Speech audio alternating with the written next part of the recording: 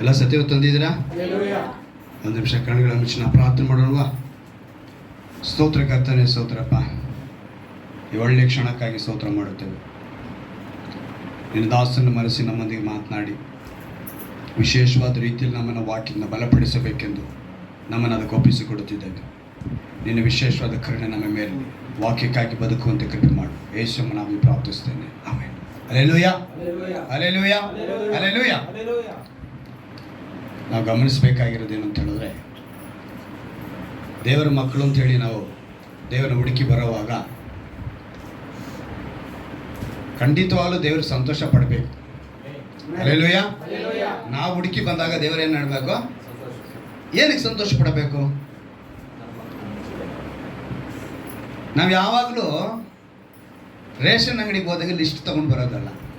ದೇವರ ಹತ್ರ ಬರುವಾಗ ರೇಷನ್ ಅಂಗಡಿಗೆ ಹೋದರೆ ನಾವೇನಾದ್ರು ಐಟಮ್ ತೊಗೊಳಕ್ಕೆ ಲಿಸ್ಟ್ ಮಾಡ್ಕೊಂಡು ಹೋಗ್ತೀವಲ್ಲ, ಹಾಗೆ ನಮ್ಮ ಲಿಸ್ಟ್ ಇರಬಾರ್ದು. ದೇವರ ಹತ್ರ ಬಂದಾಗ ದೇವರು ಕೊಟ್ಟಿರೋದನ್ನ ಸಂತೋಷವಾಗಿ ಸ್ವೀಕರಿಸಿ ಅವರಿಗೆ ಕೃತಜ್ಞತೆ ಸಲ್ಲಿಸೋ ಮೈಂಡ್ ಸೆಟ್ಟಲ್ಲೇ ಹೆಚ್ಚಾಗಿ ಬರಬೇಕು. ನೆಕ್ಸ್ಟ್ ನಾವು ಎರಡನೇದಾಗಿ ಹೆಜ್ಜೆ ನಮ್ಗೇನು ಬೇಕೋ ಅದನ್ನು ಕೇಳಬೇಕು. ಆದರೆ ಮೊದಲನೇ ಮೈಂಡ್ ಸೆಟ್ ನಮ್ಗೆ ಹೆಂಗಿರಬೇಕು? ದೇವರಿಗೆ ಥ್ಯಾಂಕ್ಸ್ ಹೇಳೋದಕ್ಕೆ, ಕೃತಜ್ಞತೆ ಹೇಳೋದಕ್ಕೆ.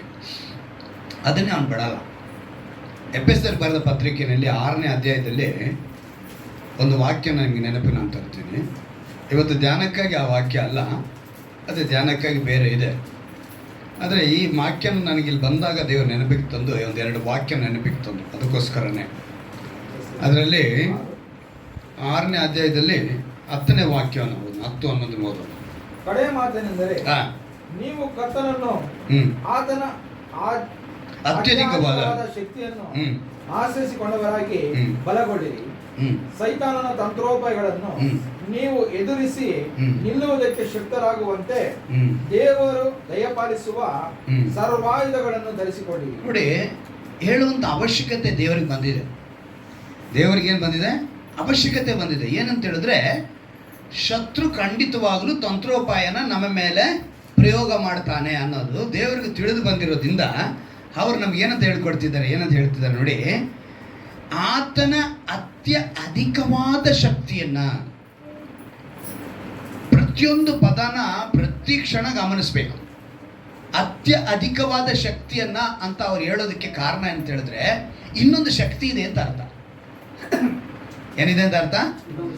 ಅವಾಗ ಆ ಶಕ್ತಿನ ಮೀರೋದನ್ನೇ ಇನ್ನೊಂದೇನಂತ ಹೇಳ್ತಾರೆ? ಅತ್ಯಧಿಕವಾದ ಶಕ್ತಿ. ಈಗ ಇಲ್ಲಿ ಚೆನ್ನಾಗಿ ಗಮನಿಸ್ತಿ ದೇವರು ಹೇಳ್ತಾರೆ, ಅತ್ಯಧಿಕವಾದ ಶಕ್ತಿಯನ್ನ ಆಶ್ರಯಿಸಿಕೊಂಡವರಾಗಿ. ಹೇಗಂತೆ? ಆಶ್ರಯ. ಅದನ್ನು ನಾವು ಆಶ್ರಯಿಸಿಕೊಂಡವರಾಗಿ ಬಲಗೊಳ್ಳಬೇಕು. ಕೆಲವರು ಬಲಗೊಳ್ತಾರೆ, ಆಶ್ರಯ ಇಲ್ಲ. ಉದಾಹರಣೆಗೆ ಹೆಂಗೆ ಹೇಳ್ತೀರ ನೀವು? ಆಶ್ರಯಕ್ಕೆ ಮತ್ತೆ ಬಲಗೊಳ್ಳಿರಿ, ಎರಡನ್ನೂ ಏನಕ್ಕೆ ಬರೆಸಿದ್ರು ದೇವರು? ಯಾಕಂದರೆ ಒಂದೊಂದು ಪದದಲ್ಲೂ ಒಂದೊಂದು ಅರ್ಥ ಇರುತ್ತೆ. ಆ ಪದನ ಅರ್ಥ ಮಾಡ್ಕೊಂಡಿಲ್ಲ ಅಂದರೆ ದೇವರ ಒಂದು ಆ ಗಿಫ್ಟನ್ನು ನಾವು ಪಡೆದುಕೊಳ್ಳೋಕ್ಕಾಗಲ್ಲ. ಆ ಕೃಪೆನ ಹೊಂದಿಕೊಳ್ಳೋದಕ್ಕೆ ಸಾಧ್ಯವಿಲ್ಲ, ಅದ್ಭುತನ ಕಾಣೋದಕ್ಕೆ ಸಾಧ್ಯವಿರಲ್ಲ. ಅದಕ್ಕೇ ಅತ್ಯಧಿಕವಾದ ಶಕ್ತಿಯನ್ನು ಆಶ್ರಯಿಸಿಕೊಂಡವರಾಗಿ ಬಲಗೊಳ್ಳಿರಿ. ಅಂದರೆ ದೇವರ ಅತ್ಯಧಿಕವಾದ ಶಕ್ತಿಯನ್ನು ಬಿಟ್ಟು ಬೇರೆ ಯಾವುದೋ ವಿಷಯದಲ್ಲಿ ನೀವು ಬಲಗೊಳ್ಳುವುದಕ್ಕೆ ಯೋಚನೆ ಮಾಡ್ತಿದ್ದೀರಾ ಅಂತ ಅರ್ಥ. ಅಂದರೆ ನನಗೆ ವಿದ್ಯೆ ಇದೆ, ನಾನು ಮಾಡಬಲ್ಲೆ. ನನಗೆ ಮಾಂಸದ ಶರೀರದ ಖಂಡಗಳು ನನಗಿದೆ, ನಾನು ಎದುರಿಸುವುದಕ್ಕೆ ಸಾಧ್ಯ. ಅಥವಾ ನನಗೆ PM ಗೊತ್ತು, CM ಗೊತ್ತು, MLA ಗೊತ್ತು, ಅವರು ಗೊತ್ತು, ಇವರು ಗೊತ್ತು, ನನಗೆ ಈ ಅಧಿಕಾರಿ ಗೊತ್ತು, ನನಗೆ ಅವರ ಅಧಿಕಾರ ಗೊತ್ತು ಅಂತ ಈ ವಿಷಯಗಳಿಂದ ಬಲಗೊಳ್ಳಕ್ಕೆ ಹೋಗಬೇಡಿ. ಇವತ್ತು ಕೆಲವರೆಲ್ಲ ಈ ಆಶ್ರಯನ ಪಡೆದುಕೊಳ್ತಿದ್ದಾರೆ. ಈ ಆಶ್ರಯದಿಂದ ಕೆಲವರು ಬಲಗೊಳ್ಳುತ್ತಾರೆ ಅನ್ನೋದಕ್ಕೆ ದೇವರು ಬಿಡಿಸಿ ಅವ್ರು ಹೇಳ್ತಾರೆ, ನನ್ನ ಅತ್ಯಧಿಕವಾದ ಶಕ್ತಿಯನ್ನು ಆಶ್ರಯಿಸಿ, ಅಂದರೆ ನನ್ನ ಶಕ್ತಿನ ಆಶ್ರಯಿಸ್ರಿ ಅಂತ ಹೇಳ್ಕೊಡ್ತಿದ್ದಾರೆ. ಅದನ್ನು ಆಶ್ರಯಿಸಿಕೊಂಡು ನಾವೇನು ಮಾಡ್ಬೇಕಂತೆ? ಬಲಗೊಳ್ಳಬೇಕು. ಏನಕ್ಕೆ ಬಲಗೊಳ್ಳಬೇಕು? ಚೆನ್ನಾಗಿ ಹೇಳ್ತಾರೆ 12ನೇ ವಾಕ್ಯದಲ್ಲಿ, ನಾವು ಹೋರಾಡುವುದು ಮನುಷ್ಯ ಮಾತ್ರದವರ ಸಂಗಡವಲ್ಲ. ಹೇಗಂತೆ? ಮನುಷ್ಯ ಮಾತ್ರದ ಸಂಗಡವಲ್ಲ, ರಾಜತ್ವಗಳ ಮೇಲೆಯೂ ಅಧಿಕಾರಗಳ ಮೇಲೆಯೂ ಈ ಅಂಧಕಾರದ ಲೋಕಾಧಿಪತಿಗಳ ಮೇಲೆಯೂ ಆಕಾಶ ಮಂಡಲದಲ್ಲಿರುವ ದುರಾತ್ಮಗಳ ಇಲ್ಲಿ ಮಾತ್ರ ಬೇರೆ ಒಂದು ಪದ ಬಂದೈತೆ. ಬೇರೆ ಮೇಲ್ಗಡೆ ಎಲ್ಲ ಮೇಲೆ ಮೇಲೆ ಅಂತ ಹೇಳ್ಕೊಂಬಂದ್ರು. ಆದರೆ ಇಲ್ಲಿ ದುರಾತ್ಮಗಳ ಸೇನೆ ಅಂದರೆ ಒಬ್ಬರಿಲ್ಲ, ಅವರು ಸೇನೆ ಲಿಮಿಟೇ ಇಲ್ಲ, ಅಲ್ಲಿ ತುಂಬ ಇದೆ ಅಂತ ಅರ್ಥ. ಸೊ ಅವರ ಮೇಲೆ ನಾವು ಯುದ್ಧ ಮಾಡಬೇಕು. ದುರಾತ್ಮ ಅನ್ನೋದು ಮೊದಲನೇದಾಗಿ ಮನುಷ್ಯನಿಗೆ ಸಮಾಧಾನ ಇಲ್ಲದಂಗೆ ಮಾಡ್ತಾನೆ. ಅವನ ಕೆಲಸನೇ ಏನು ಗೊತ್ತಾ? ಸಮಾಧಾನ ಇಲ್ಲದಂಗೆ ಮಾಡಬೇಕು. ಸಣ್ಣ ಸಣ್ಣ ವಿಷಯ, ಕಾರಣವಿಲ್ಲದಂಥ ವಿಷಯ, ಅದಕ್ಕೆ ಆ ಸಮಾಧಾನ ಕೆಟ್ಟು ಹೋಗೋನ ಒಂದು ಕಾರಣನೇ ಇಲ್ಲ, ಆದರೆ ಸಮಾಧಾನ ಕೆಟ್ಟು ಒಂದು ಇಂಥ ಕಾರ್ಯನ ಅವ್ನು ಮಾಡ್ತಾನೆ. ಈಗ ನೀವಾಗಲಿ ಅಲ್ಲಿ ನಿಂತು ನಿಮಗೆ ಬೋಧನೆ ಮಾಡೋಂಥ ನಾನಾಗಲಿ, ಇಬ್ಬರಿಗೂ ಸೇರಿ ದೇವರು ಒಂದು ಮಾತನ್ನು ಹೇಳ್ತಾರೆ. ಮತ್ತಾಯನ ಬರೋ ಸುವಾರ್ತೆಯಲ್ಲಿ 10ನೇ ಅಧ್ಯಾಯದಲ್ಲಿ ಅನ್ಕೊಂತೀನಿ, 10ನೇ ಅಧ್ಯಾಯದಲ್ಲೇ ಮತ್ತಾಯನ ಬರೋ ಸುವಾರ್ತೆ 10ನೇ ಅಧ್ಯಾಯದಲ್ಲೇ 22ನೇ ವಾಕ್ಯ. ನನ್ನ ಹೆಸರಿನಿಂದ ನಿಮ್ಮನ್ನು ಎಲ್ಲರೂ ಹಾಗೆ ಮಾಡುವರು, ಆದರೆ ಕಡೆಯವರೆಗೂ ತಾಳುವವನು ರಕ್ಷಣೆ ಹೊಂದುವನು. ಸಾಕು, ಹಲ್ಲೆಲೂಯಾ. ಕಡೆಯವರೆಗೂ ತಾಳುವವನು. ಇವಾಗ ರಕ್ಷಣೆ ಅನ್ನೋದು ಎಲ್ಲಿಗೆ ಅಂದ್ರೆ ಕೊನೆಯಲ್ಲಿ, ಅಲ್ಲಿಗೆ ನಮಗೆ ಮುಕ್ತಾಯ ಆಗೋದು. ಆ ಕೊನೆಯವರೆಗೂ ನಿಂತ್ಕೋಬೇಕು. ಎಲ್ಲಿಗೆ? ಕೊನೆಯವರೆಗೂ. ಇವಾಗ ನೀವು ನಾನು ಅಂದ್ಕೊಳ್ಳಿ, ನಾನೇ ನನ್ನ ಬಗ್ಗೆನೇ ಹೇಳ್ತೇನೆ. ನಾನು ಪಾಸ್ಟರ್ ಆಗಿಬಿಟ್ಟಿದ್ದೀನಿ, ಈಗ ನಾನು ರಕ್ಷಣೆ ಹೊಂದಿದ್ದೀನಿ ಅಂತ ಹೇಳೋಕ್ಕೆ ಸಾಧ್ಯನೇ ಇಲ್ಲ. ನಾನು ರಕ್ಷಣೆ ಅನುಭವದೊಳಗೆ ಹೋಗ್ತಾ ಇದ್ದೀನಿ ಅಂತ ಅರ್ಥ. ಯಾವ ಅನುಭವದೊಳಗೆ? ನಾನು ಈಗ ರಕ್ಷಣೆ ಅನುಭವದೊಳಗಡೆ ಹೋಗ್ತಾ ಇದ್ದೀನಿ ಹೊರತು ನನಗೆ ಫುಲ್ ಸ್ಟಾಪ್ ಬಂದಿಲ್ಲ. ಹಾಗೆ ವಿಶ್ವಾಸಿಗಳಾಗಿರುವಂಥ ನಿಮಗೂ ಅಷ್ಟೇ, ಈ ವಾಕ್ಯವನ್ನು ಕೇಳುವಂಥ ಪ್ರತಿಯೊಬ್ಬರಿಗೂ ದೇವರು ಹೇಳುವಂಥ ಮಾತು, ನೀವಿನ್ನೂ ಯಾವುದ್ರಲ್ಲಿದ್ದೀರಾ? ಅನುಭವ ಅಂದರೆ ಟ್ರೈನಿಂಗಲ್ಲೇ ಇರ್ತೀರಾ. ನಮಗೆ ಮುಕ್ತಾಯ ಯಾವಾಗ ಅಂತ ಹೇಳಿದ್ರೆ ನ್ಯಾಯ ತೀರ್ಪಿನಲ್ಲಿ. ಆ ಕೊನೆವರೆಗೂ ಯಾರು ಇರ್ತಾರೋ ಅವರು ರಕ್ಷಿಸಲ್ಪಡ್ತಾರೆ. ಎಲ್ಲಿಗೆ? ಪರಲೋಕಕ್ಕೆ ಹೋಗೋದಕ್ಕೆ. ಹಲ್ಲೆಲೂಯಾ. ಈ ಪದದ ಅರ್ಥ ಅಲ್ಲಿಗೆ ನಿಂತಿದೆ. ಅಲ್ಲಿಗೆ ದುರಾತ್ಮಗಳ ಸೇನೆ ಹೋರಾಡ್ತಾನೆ ಇರ್ತಾನೆ. ಇವರನ್ನು ಯಾವ ವಿಷಯದಲ್ಲಿ ಸೋಲಿಸಬಹುದು? ಸೋಲಿಸಬಹುದು. ಅದಕ್ಕೆ ದೇವರು ನಮಗೇನಂತ ಕೊಟ್ಟರು ವಾಗ್ದಾನ. ಈ ತಿಂಗಳು ಜ್ಞಾಪಕ ಇದೆಯಾ? ಈ ತಿಂಗಳು ವಾಗ್ದಾನ ಬಹು ಸಂತಾನವುಳ್ಳವರಾಗಿರಿ. 2ನೇದು ಹೆಚ್ಚಿರಿ. 3ನೇದು ತುಂಬಿಕೊಳ್ಳಿರಿ. 4ನೇದು ವಶ ಮಾಡಿಕೊಳ್ಳಿರಿ. 5ನೇದು ದೊರೆತನ. ಆ ದೊರೆತನ ಎಂದರೆ ಅಧಿಕಾರ. ಅದು ಜವಾಬ್ದಾರಿಯ ಅಧಿಕಾರ. ಆ ಜವಾಬ್ದಾರಿ ಅಧಿಕಾರವನ್ನು 5 ಕಾಲಗಳಲ್ಲಿ ದೇವರು ಒಡಂಬಡಿಕೆ ಮಾಡಿ ನಮ್ಮೊಂದಿಗೆ ಅವರು ಪ್ರತ್ಯಕ್ಷರಾದರು. ಆ ಒಡಂಬಡಿಕೆಯೊಂದಿಗೆ ಪ್ರತ್ಯಕ್ಷರಾದವರು ನಮ್ಮಲ್ಲಿ ಯಾವುದನ್ನು ನಾವು ಹಿಂಬಾಲಿಸ್ಕೊತಾ ಇದ್ದೀವಿ, ಯಾವುದನ್ನು ಹಿಂಬಾಲಿಸ್ತಾ ಇದ್ದೀವಿ, ನಮ್ಮನ್ನು ಯಾವುದು ಹಿಂಬಾಲಿಸ್ತಾ ಇದೆ, ಹೀಗೆ ಒಂದೊಂದು ವಾರವನ್ನು ನಡೆಸ್ಕೊಂಡು ಬಂದು ಇವತ್ತು ನಮಗೆ ಅದನ್ನು ತಿಳಿಸ್ಕೊಡ್ತಾರೆ. ಯಾಕಂದರೆ ದುರಾತ್ಮನು ಹೋರಾಡ್ತಾ ಇದ್ದಾನೆ. ನಮಗೆಲ್ಲ ದುರಾತ್ಮ ಅಂದರೆ ಏನು ಗೊತ್ತಾಗೋದು? ಲೋಕದ ಪ್ರಕಾರವಾಗಿ ಆತ್ಮಹತ್ಯೆ ಮಾಡಿಕೊಂಡಿರುವವರು, ಆಕ್ಸಿಡೆಂಟಲ್ ಆಗಿರುವವರು, ಇಲ್ಲ ಯಾತೋ ಒಬ್ಬರು ವಯಸ್ಸು ಇನ್ನು ಇರೋ ಸಮಯದಲ್ಲಿ ಸಡನ್ನಾಗಿ ಹಾರ್ಟ್ ಅಟ್ಯಾಕ್ ಆಗಿ ಸತ್ತೋದವರು, ಇಂಥವರೇ ದುರಾತ್ಮ ಅನ್ಕೊಂತೀವಿ. ಅವರೆಲ್ಲ ದುರಾತ್ಮಗಳು ಆಗೋದಕ್ಕೆ ಸಾಧ್ಯನೇ ಇಲ್ಲ. ಅವರಿಗೆ ಯಾವ ಆತ್ಮಕ್ಕೂ ಶಕ್ತಿನೇ ಇಲ್ಲ. ಅವರು ಸತ್ತರು, ಮುಗಿದೋಯ್ತು, ಅವ್ರ ಚಾಪ್ಟರ್ ಕ್ಲೋಸ್. ದುರಾತ್ಮ ಅಂದರೆ ಯಾರ್ಯಾರು ನಿಮ್ಮ ಮನೆಗಳಲ್ಲಿ ಸತ್ತರೋ ಅವರ ಹೆಸರನ್ನ ಹೇಳಿಕೊಂಡು ಸೈತಾನನು, ಶತ್ರುವಾದವನು ನಿಮ್ಮ ಮಧ್ಯದಲ್ಲಿ ಕ್ರಿಯೆ ಮಾಡ್ತಾನೆ. ಆ ಹೆಸರನ್ನ ಹೇಳ್ಕೊಂಡೆ ಅವರ ರೂಪದಲ್ಲಿ ನಿಮ್ಮ ಹತ್ರ ಬರ್ತಾನೆ. ಇವನು ಆತ್ಮಹತ್ಯೆ ಮಾಡಿಕೊಂಡಿರೋದು ನಿನ್ನ ಮೈಂಡಲ್ಲಿ ಏನಿದೆ? ಓ ಇಲ್ಲ,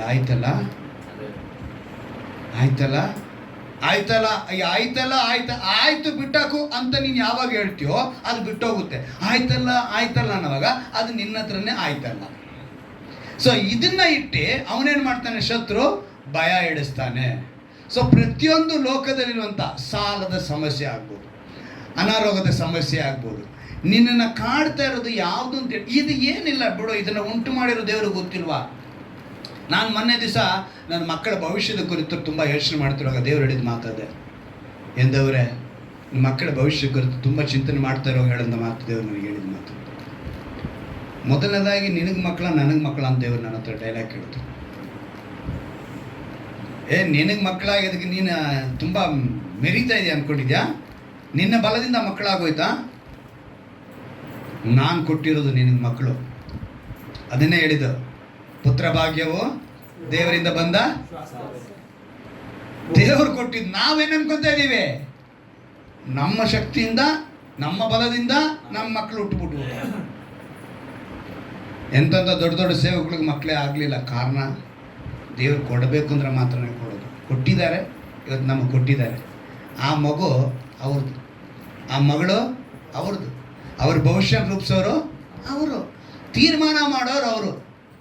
ಆದರೆ ಆ ಮಕ್ಕಳು ತಮ್ಮ ತಮ್ಮ ಪ್ರಾಯದಲ್ಲಿ ದೇವರಿಗೆ ಎಷ್ಟು ಸಮರ್ಪಿಸಿಕೊಂಡಿರ್ತಾರೋ ಆ ಸಮರ್ಪಣೆಗೆ ತಕ್ಕ ಹಾಗೆ ಅವರನ್ನು ದೇವರು ಸಮೃದ್ಧಿಯ ಮಾರ್ಗಕ್ಕೆ ನಡೆಸ್ಕೊಂಡು ಹೋಗ್ತಾರೆ. ಇದರಲ್ಲಿ ಏಟು ಬೀಳುವಾಗ ದುರಾತ್ಮನಿಗೆ ಅವರ ಸ್ಥಳ ಕೊಟ್ಟಿದ್ದಾರೆ ಅಂತ ಅರ್ಥ. ಸೊ ನಾವೆಲ್ಲ ಇವಾಗ ತಿಳ್ಕೊಬೇಕಾಗಿರೋದು, ಈ ದುರಾತ್ಮಗಳ ಮೇಲೆ ನಾವು ಹೋರಾಡ್ತಾ ಇದ್ದೀವಿ. ಸೊ ಸರ್ವಾಯುಧಗಳನ್ನು ಧರಿಸ್ಕೊಳ್ಬೇಕು. ದೇವರು ಹೇಳಿಕೊಟ್ಟಿರೋ ವಾಗ್ದಾನ, ಈ ತಿಂಗಳ ವಾಗ್ದಾನ ನಮ್ಮನ್ನು ಯಾವುದು ಹಿಂಬಾಲಿಸ್ತಾ ಇದೆ ಅಂತ ತಿಳ್ಕೊಂಡವರಾಗಿ ನಾವು ಹೋಗ್ಬೇಕು. ಈಗ ಉದಾಹರಣೆಗೆ ಒಂದು ನೀತಿಗಾಗಿ ಅಂತಲ್ಲ, ಇದು ನಿಜವಾದ ಘಟನೆ ನಿಮ್ಗೆ ಹೇಳ್ತೀನಿ. ಒಬ್ಬ ವ್ಯಕ್ತಿ ಬಹಳ ವೈರಾಗ್ಯವಾಗಿ ದೇವರ ವಿಷಯದಲ್ಲಿ ಇದ್ದವನು. ಆ ವೈರಾಗ್ಯ ಹೆಂಗಿತ್ತು ಅಂತ ಹೇಳಿದ್ರೆ, ಅವನು ಕೆಲಸ ಮಾಡೋ ಕಂಪನಿ ಅವನು ಹೇಳಿದಂಥ ಮಾತು, ಸರ್ ಸೋಮವಾರದಿಂದ ಶನಿವಾರದವರೆಗೂ ನನ್ನ ಕತ್ತೆ ದುಡಿಸ್ಕೊಳ್ಳಿ ಸರ್. ಏನಂತ ಹೇಳ್ತಾನೆ? ನನ್ನ ಕತ್ತೆ ದುಡಿಸ್ಕೊಳ್ಳಿ ಸರ್, ಭಾನುವಾರ ಮಾತ್ರ ನನ್ನನ್ನು ಬಿಟ್ಟುಬಿಡಿ. ಆ ಮಾತು ಹೇಳಿದ್ರೆ ಆ ಅಧಿಕಾರಿಗಳು ಅವನ ಒಂದು ಸಮರ್ಪಣೆ, ಅವನ ಕೆಲಸದ ಒಂದು ಆ ಶೈಲಿ, ಅವನು ಎಷ್ಟು ಪ್ರೊಡಕ್ಷನ್ ಕೊಡಬೇಕು ಏನು ಎಲ್ಲ ತಿಳ್ಕೊಂಡು ಆಯಿತು ಒಳ್ಳೇದಾಗಲಿ ಅಂತ. ಆದರೆ ದುರಾತ್ಮ ಇರ್ತಾನಲ್ಲ, ಬಿಡ್ತಾನ. ಅವನೊಬ್ಬನಿಗೆ ಕೀ ಕೊಟ್ಟ ಅದೇ ಕಂಪ್ನಿಯಲ್ಲೇ. ಅವನೇನು ಮಾಡ್ದ, ಸರ್ ಅವರು ನೀವು ಆ ರೀತಿ ರೂಲ್ಸ್ ಎಲ್ಲ ಮಾಡಿದ್ರೆ ನಾವು ಅದೇ ರೀತಿ ಮಾಡ್ತೀವಿ ಸರ್, ನಮಗೂ ರಜಾ ಬೇಕು ಸರ್. ಯಾಕಂದರೆ ಸಾಮಾನ್ಯವಾಗಿ ದೊಡ್ಡ ದೊಡ್ಡ ಕಂಪ್ನಿಗಳಲ್ಲಿ 3 ಶಿಫ್ಟ್ ನಡೆಯುತ್ತೆ. First shift, second shift, night shift ಅಲ್ವಾ? ಜನರಲ್ ಶಿಫ್ಟ್ ಅನ್ನೋದು ಅದು ಲೆಕ್ಕಕ್ಕೆ ಬರೋಲ್ಲ. ಈ 3 ಶಿಫ್ಟು ಕಾಮನಾಗಿ ರೊಟೇಷನ್ ಒಬ್ಬರು ಪ್ರೊಡಕ್ಷನಲ್ಲಿರೋರು ಮಾಡ್ತಾನೆ ಇರ್ತಾರೆ ಅಲ್ವಾ? ನಾವು ಹಂಗೆ ತೊಗೊಳ್ತೀವಿ ಸರ್. ಈ ಶಿಫ್ಟಲ್ಲಿರೋರಿಗೆ ಆಲ್ಟರ್ನೇಟ್ ರಜೆಗಳು ಕೊಟ್ಟಿರ್ತಾರೆ ಹೊರತು ಅವ್ರಿಗೆ ಇಂಥ ದಿವಸ ಅಂತ ರಜಾ ಕೊಡಲ್ಲ. ಈ ಶಿಫ್ಟಲ್ಲಿ ಕೆಲಸ ಮಾಡಿ ಜನರಲ್ ಶಿಫ್ಟ್ ಅವ್ರನ್ನ ಮಾತ್ರನೇ ಭಾನುವಾರದ ರಜಾ ತೊಗೊಳ್ಳೋದು. ಆ ರೀತಿಯಾಗಿ ಅವ್ರು ಹಂಗೆ ಹೇಳಿದ ತಕ್ಷಣ ಈಗೇನು ಮಾಡಿದ್ರು, ಒಬ್ಬ ಕೇಳ್ದ, ಅವನ್ನ ನೋಡಿ ಇನ್ನೊಬ್ಬ ಕೇಳ್ದ. ಇವರು ಅಧಿಕಾರಿಗಳು ನೋಡಿದ್ರು, ಯಾಕೋ ಸರಿ ಹೋಗ್ತಿಲ್ಲ, ಆ ವ್ಯಕ್ತಿನ ಕರೀರಿ, ನೋಡಪ್ಪ ನಮಗೆ ಅವಶ್ಯಕತೆ ಇಲ್ದಿರೋಂಥ ವಿಷಯ, ನೀನು ಆರಾಧನೆ ಬೇರೆ ದಿವಸ ಕೂಡ ಮಾಡ್ಕೊ, ನೀನು ಯಾವ ದಿವಸ ರಜಾ ಕೊಡ್ತೀವಿ ಆ ದಿವಸದಲ್ಲಿ ಮಾಡ್ಕೊ, ಆದರೆ ನಮಗೆ ಇವಾಗ ನಿನಗೆ ಭಾನುವಾರ ಹೊತ್ತು ಕೊಡೋಕ್ಕ. ಸರ್ ಒಂದು ಕೆಲಸ ಮಾಡ್ತೀರಾ, ಕೆಲಸ ನಾನು ರಿಸೈನ್ ಮಾಡ್ತೀನಿ. ಹಾಂ, ನಿನಗೆ ಅಷ್ಟೊಂದು ಅಹಂಕಾರನ? ನೀನೇನು ಕೆಲಸದಿಂದ ರಿಸೈನ್ ಮಾಡೋದು, ನಾನು ನಿನ್ನ ಕೆಲಸದಿಂದ ಸಸ್ಪೆಂಡ್ ಮಾಡ್ತೀನಿ ಅಂತ. ಯಾರು? Company owner suspend. ಆಯಿತು ಬಿಡಿ ಸರ್, ಸಂತೋಷವಾಗಿ ಹೊರಗೆ ಬಂದ. ಅವನ ವಿದ್ಯೆಗೆ ತಕ್ಕನಾಗೆ ಉದ್ಯೋಗಕ್ಕಾಗಿ ತುಂಬ ಪ್ರಯತ್ನಗಳು ಮಾಡ್ತಿದ್ದಾನೆ. ಅವನಿಗೆ ಸ್ವಲ್ಪ ಇಂಥ ಜಾಗದಲ್ಲಿ ತೋಟದ ಕೆಲಸ ಮಾಡ್ಕೊಂಡು ಅವನು ಬದುಕ್ತಾ ಇದ್ದಾನೆ. ಹೀಗೆ ಒಂದು ದಿವಸ ಅವನ ಶರ್ಟ್ ಗುಂಡಿ ಇದೆಯಲ್ಲ, ಈ ಗುಂಡಿ ಇದು ಕಿತ್ತೋಯ್ತು. ಅವನ ಕಂಪನಿ ಮಾಡ್ತಾ ಇದ್ದ ಕಂಪನಿ ಯಾವುದು ಗೊತ್ತಾ? ಗುಂಡು ಪಿನ್ ತಯಾರಿ. ಇವನೇನು ಮಾಡ್ದ, ಆ ಒಂದು ಗುಂಡು ಪಿನ್ ತೊಗೊಂಡು ಬಟ್ಟೆಗೆ ಹಾಕ್ಕೊಂಡು ಕೆಲಸ ಮಾಡ್ತಿದ್ದ. ಕೆಲಸ ಮಾಡೋವಾಗ ಸೊಳ್ಳೆ ಏನೋ ಕಚ್ತಂದಂಗಿತ್ತು, ಸಡನ್ನಾಗಿ ಹೊಡಿತಾನೆ. ಈ ಗುಂಡು ಪಿನ್ ಸೀದಾ ಎದೆಗೆ ಚುಚ್ಕೊಳ್ತಾನೆ. ಅವನು ಚುಚ್ಕೊಂಡಿದ್ದ ತಕ್ಷಣ ದೇವ್ರ ಹತ್ರ ಹೋಗಿ ಕೇಳ್ತಾನೆ, ದೇವರೇ ಈಗ ನಾನು ಕೆಲಸ ಇಲ್ದಲೇ ಇದ್ದೀನಿ, ಈಗ ಕೆಲಸ ಹುಡುಕ್ತಾ ಇದ್ದೀನಿ, ನನಗೆ ನೀನು ಏನು ಮಾಡು ಅಂತ ಹೇಳಿದ್ರೆ, ಈ ಗುಂಡು ಪಿನ್ನು ಹೇಗೆ ನನ್ನ ಮೈನ ಚುಚ್ಕೊಳ್ತೋ, ಇದು ಚುಚ್ಕೋಬಾರ್ದು ಅಂದರೆ ನಾನು ಏನು ಮಾಡಬೇಕು, ಒಂದು ಪ್ಲ್ಯಾನ್ ಕೊಡು. ಆಗ ದೇವರು ಅವನು ಒಂದು ಪ್ಲ್ಯಾನ್ ಕೊಡ್ತಾರೆ. ಆ ಪ್ಲ್ಯಾನ್ ಏನು ಅಂತ ಹೇಳಿದ್ರೆ, ನೀವಿವತ್ತು ಹೆಂಗಸರಂತಲ್ಲ, ಸಾಮಾನ್ಯವಾಗಿ ಹೆಂಗಸರಿಗೆ ಅದು ಬಹಳ ಮುಖ್ಯ. ನಾನು ಜೋಬ್ನಾಗ ಹಾಕೊಂಡ್ಬಂದೆ, ಏನು ನಿಮ್ಗೆ ತೋರಿಸ್ಬೇಕಲ್ಲ. ಏನೋ ಈ ಸೇಫ್ಟಿ ಪಿನ್ ಇದೆಯಲ್ಲ, ಇದನ್ನ ತಯಾರಿ ಮಾಡುವ ಡಿಸೈನ್ನ ದೇವರವನು ಕೊಟ್ರಂತೆ. ಆ ವ್ಯಕ್ತಿ ಹೆಸರು ವಾಲ್ಟರ್ ಹಂಟ್. ಇಲ್ಲಿದೆ ಫೋಟೋ, ಕಾಣಿಸ್ತಾ ಇದೆಯಾ? Walter Hunt. ಇದು ನಿಜವಾದ ಕಥೆಗಳ, ಇದು ಏನು ಪುರಾಣ ಕಥೆ ಅಲ್ಲ, ನಿಜವಾಗಿ ನಡೆದಿರುವಂಥ. ಈ ವಾಲ್ಟರ್ ಹಂಟ್ಗೆ ಡಿಸೈನ್ ಕೊಟ್ರಂತೆ. ಏನು ಮಾಡಿದ್ರು, ಇವ್ರು ಹುಟ್ಟಿದ್ದು 1796ರಲ್ಲಿ, ಸತ್ತಿದ್ದು 1859ರಲ್ಲಿ.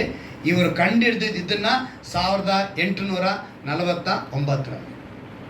1849ರಲ್ಲಿ ಇವರು ಈ ಡಿಸೈನ್ನ ಮಾಡಿ ವಾಲ್ಟರ್ ಹಂಟ್ ಏನು ಮಾಡಿದ್ರು, ಅದನ್ನು ತಯಾರಿ ಮಾಡಿದ್ರು. ಆ ಡಿಸೈನ್ ಮಿಷಿನ್ ಕೂಡ ಅದಕ್ಕೆ ಫೋಟೋ ತೊಗೊಂಬಂದಿದ್ವಿ. ಆ ಡಿಸೈನಿಂಗ್ ಮಾಡೋದಕ್ಕೆ ಆ ಮಿಷಿನ್ನು ಅದೆಲ್ಲ ತೊಗೊಂಡು ತಯಾರು ಮಾಡೋದಕ್ಕೆ ಹೇಳ್ಕೊಟ್ರು. ಇವರು ಡ್ರಾಯಿಂಗ್ ಮಾಡೋದ್ರೆ ತೊಗೊಂಡೋದ್ರು. ಅದೇ ಕಂಪ್ನಿಗೆ ಹೋದರು.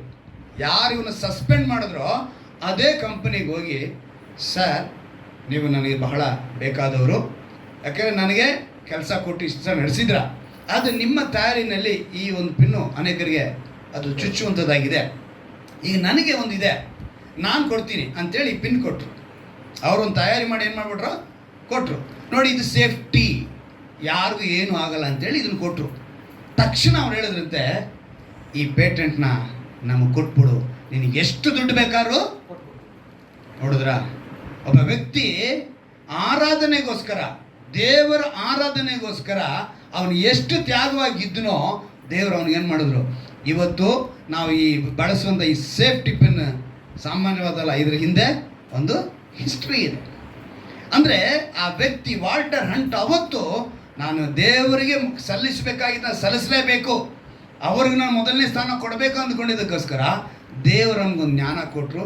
ಆ ಜ್ಞಾನದಿಂದ ಅವನು ಆ ಪೇಟೆಂಟ್ನ ಅವ್ರಿಗೆ ಮಾರಿದ್ರು, ಅವನು ಕೋಟ್ಯಾಧಿಪತಿ ಆಗೋದು. ಅಲ್ಲೆಲ್ಲೋಯ್ಯ, ದೇವರು ನೆನೆಸಿದ್ರೆ ನಿನ್ನನ್ನು ಎಲ್ಲಿಗೆ ಬೇಕಾದ್ರೂ ನೆನೆಸ, ಆದರೆ ನೀನು ದೇವ್ರನ್ನ ನೆನೆಸ್ಕೋಬೇಕು. ಅವನು ದೇವ್ರನ್ನ ನೆನೆಸ್ಕೊಂಡ. ಆ ಭಾನುವಾರ ಅನ್ನೋದು ನಾವು ಆರಾಧನೆಗೆ ಪ್ರಾಮುಖ್ಯತೆ ಕೊಟ್ಟಾಗ ಖಂಡಿತವಾಗಿ ದೇವ್ರು ಏನು ಮಾಡ್ತಾರೆ, ನೀ ದೇವ್ರನ್ನ ಹುಡುಕೋ. ಪ್ರತಿಯೊಬ್ಬರಿಗೂ ಅವಶ್ಯ ಇದು. ಪ್ರತಿ ವ್ಯಕ್ತಿ, ಪ್ರತಿ ಮನುಷ್ಯ ದೇವ್ರನ್ನ ಹುಡುಕ್ಲೇಬೇಕು. ಆರಾಧನೆಗೆ ಬರುವುದು ವಿಶ್ವಾಸಿಯ ಭಕ್ತಿಯಾಗಿದೆ, ನಮ್ಮೆಲ್ಲರ ಭಕ್ತಿಯಾಗಿದೆ. ನಾವು ದೇವರಿಗಾಗಿ ವೈರಾಗ್ಯವಾಗಿದ್ದರೆ ದೇವರ ಆಶೀರ್ವಾದ ನಮ್ಮನ್ನು ಆಟೋಮೆಟಿಕ್ಕಾಗಿ ನಮ್ಗೆ ಸೇರೋದಕ್ಕೆ ಸಾಧ್ಯ ಆಗುತ್ತೆ. ಆತನ ಬಳಿಗೆ ಬರೋನ ಒಬ್ಬರನ್ನು ಅವ್ರು ಏನು ಮಾಡಲ್ಲ, ತಳ್ಳಿ ಬಿಡಲ್ಲ. ಇವತ್ತಿನ ಧ್ಯಾನಕ್ಕಾಗಿ ನಾನೊಂದು ವಾಕ್ಯ ತೆಗೆದಿದ್ದೀನಿ. ಆ ವಾಕ್ಯ ನಿಮ್ಗೆ ಓದಿದ ತಕ್ಷಣ ನಿಮಗೆ ಇದರಲ್ಲಿ ಏನೈತೆ ಅಂತ ನಿಮ್ಗೆ ಅನಿಸುತ್ತೆ. ದೇವರು ಅದ್ಭುತ ಮಾಡಿದಾಗ 5 ರೊಟ್ಟಿ 2 ಮೀನು. ಈ ಸ್ಟೋರಿ ಎಷ್ಟು ಜನಕ್ಕೆ ಗೊತ್ತು? ಕೈ ಎತ್ತರಿ. ನೋಡಿದ್ರ, 5 ರೊಟ್ಟಿ. ಸೊ 4 ಸುವಾರ್ತೆಯಲ್ಲೂ ಬರೆಯಲ್ಪಟ್ಟಿದೆ. ಎಲ್ಲಿ? 4ರಲ್ಲೂ ಬರೆಯಲ್ಪಟ್ಟಿದೆ. ಆದರೆ 4ರಲ್ಲೂ ಬರೆಯಲ್ಪಟ್ಟಾಗ ಒಂದೊಂದರಲ್ಲೂ ಒಂದೊಂದು ಡಿಫ್ರೆಂಟ್ ವಿಷಯಗಳನ್ನ ಬರೆಸಿದ್ದಾರೆ. ಅದರಲ್ಲಿ ಇಬ್ಬರು ಒಂದೇ ಮಾತನ್ನು ಒಂದೇ ಸ್ಥಳದಲ್ಲಿ ಬಳಸಿದ್ದಾರೆ, ಇನ್ನಿಬ್ಬರು ಬೇರೆ ಬೇರೆ ಪದಗಳನ್ನ ಬಳಸಿದ್ದಾರೆ.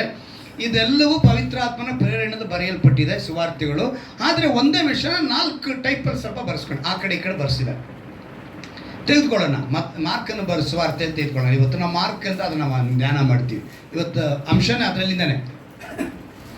6ನೇ ಅಧ್ಯಾಯ, ಮಾರ್ಕನ ಸುವಾರ್ತೆ 6ನೇ ಅಧ್ಯಾಯ ತೆಗೆದುಕೊಳ್ಳೋಣ. 40ನೇ ವಾಕ್ಯವನ್ನು ನಾವು ಗಮನಿಸೋಣ. ಅದರಲ್ಲಿ ಮಾರ್ಕನ ಸುವಾರ್ತೆ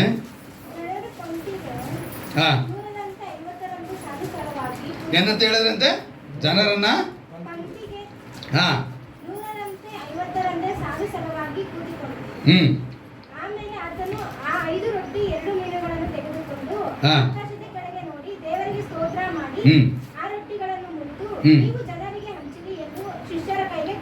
ಸಾಕು, ಇಷ್ಟೇ ಸಾಕು. ಇವಾಗ ಏನ್ ಮಾಡಿದ್ರು? ಗುಂಡಿಸಿದ್ರು. ಮೊದಲನೇದಾಗಿ ಕ್ರಮ ಬಂದಿದೆ, ಶಿಸ್ತು. ಹೆಂಗಂತ ಗುಂಡಿಸಿದ್ರಂತೆ? ಎಲ್ಲಲ್ಪಟ್ಟಿದೆ, ಹಸಿರು ಹುಲ್ಲಿನ ಮೇಲೆ ಪತ್ನಿ ಪಂಕ್ತಿಯಾಗಿ ಕೂತುಕೊಳ್ಳಲಿ. ಹೇಗೆ?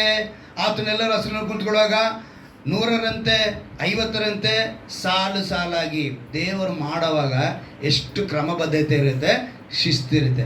ಈ ವಿಷಯ ನಮಗೆ ಗೊತ್ತಿರೋದೆ. ಈ ವಿಷಯ ನಮಗೆ ಏನು ಹೊಸದೇನಲ್ಲ. ಇದರಲ್ಲಿ ಏನು ನಾವು ಕಾಣ್ತೀವಿ ಇವತ್ತು ಇದರಲ್ಲಿಂದ ನಮ್ಗೆ ಏನು ಒಂದು ಸ್ಪೆಷಲ್ ಕಾಣುತ್ತೆ. ಈ ವಾಕ್ಯದ ವಿವರಣೆ ನಾನು ಹೇಳಬೇಕಾಗಿ ಅವಶ್ಯಕತೆ ಇಲ್ಲ, ನಿಮಗೆ ಎಲ್ರಿಗೂ ಗೊತ್ತು. ಇದರಲ್ಲಿ ಗಮನಿಸಬೇಕಾಗಿದ್ದು ಏನು ಅಂತ ಹೇಳಿ ನಾವು ನೋಡುವಾಗ, ಈ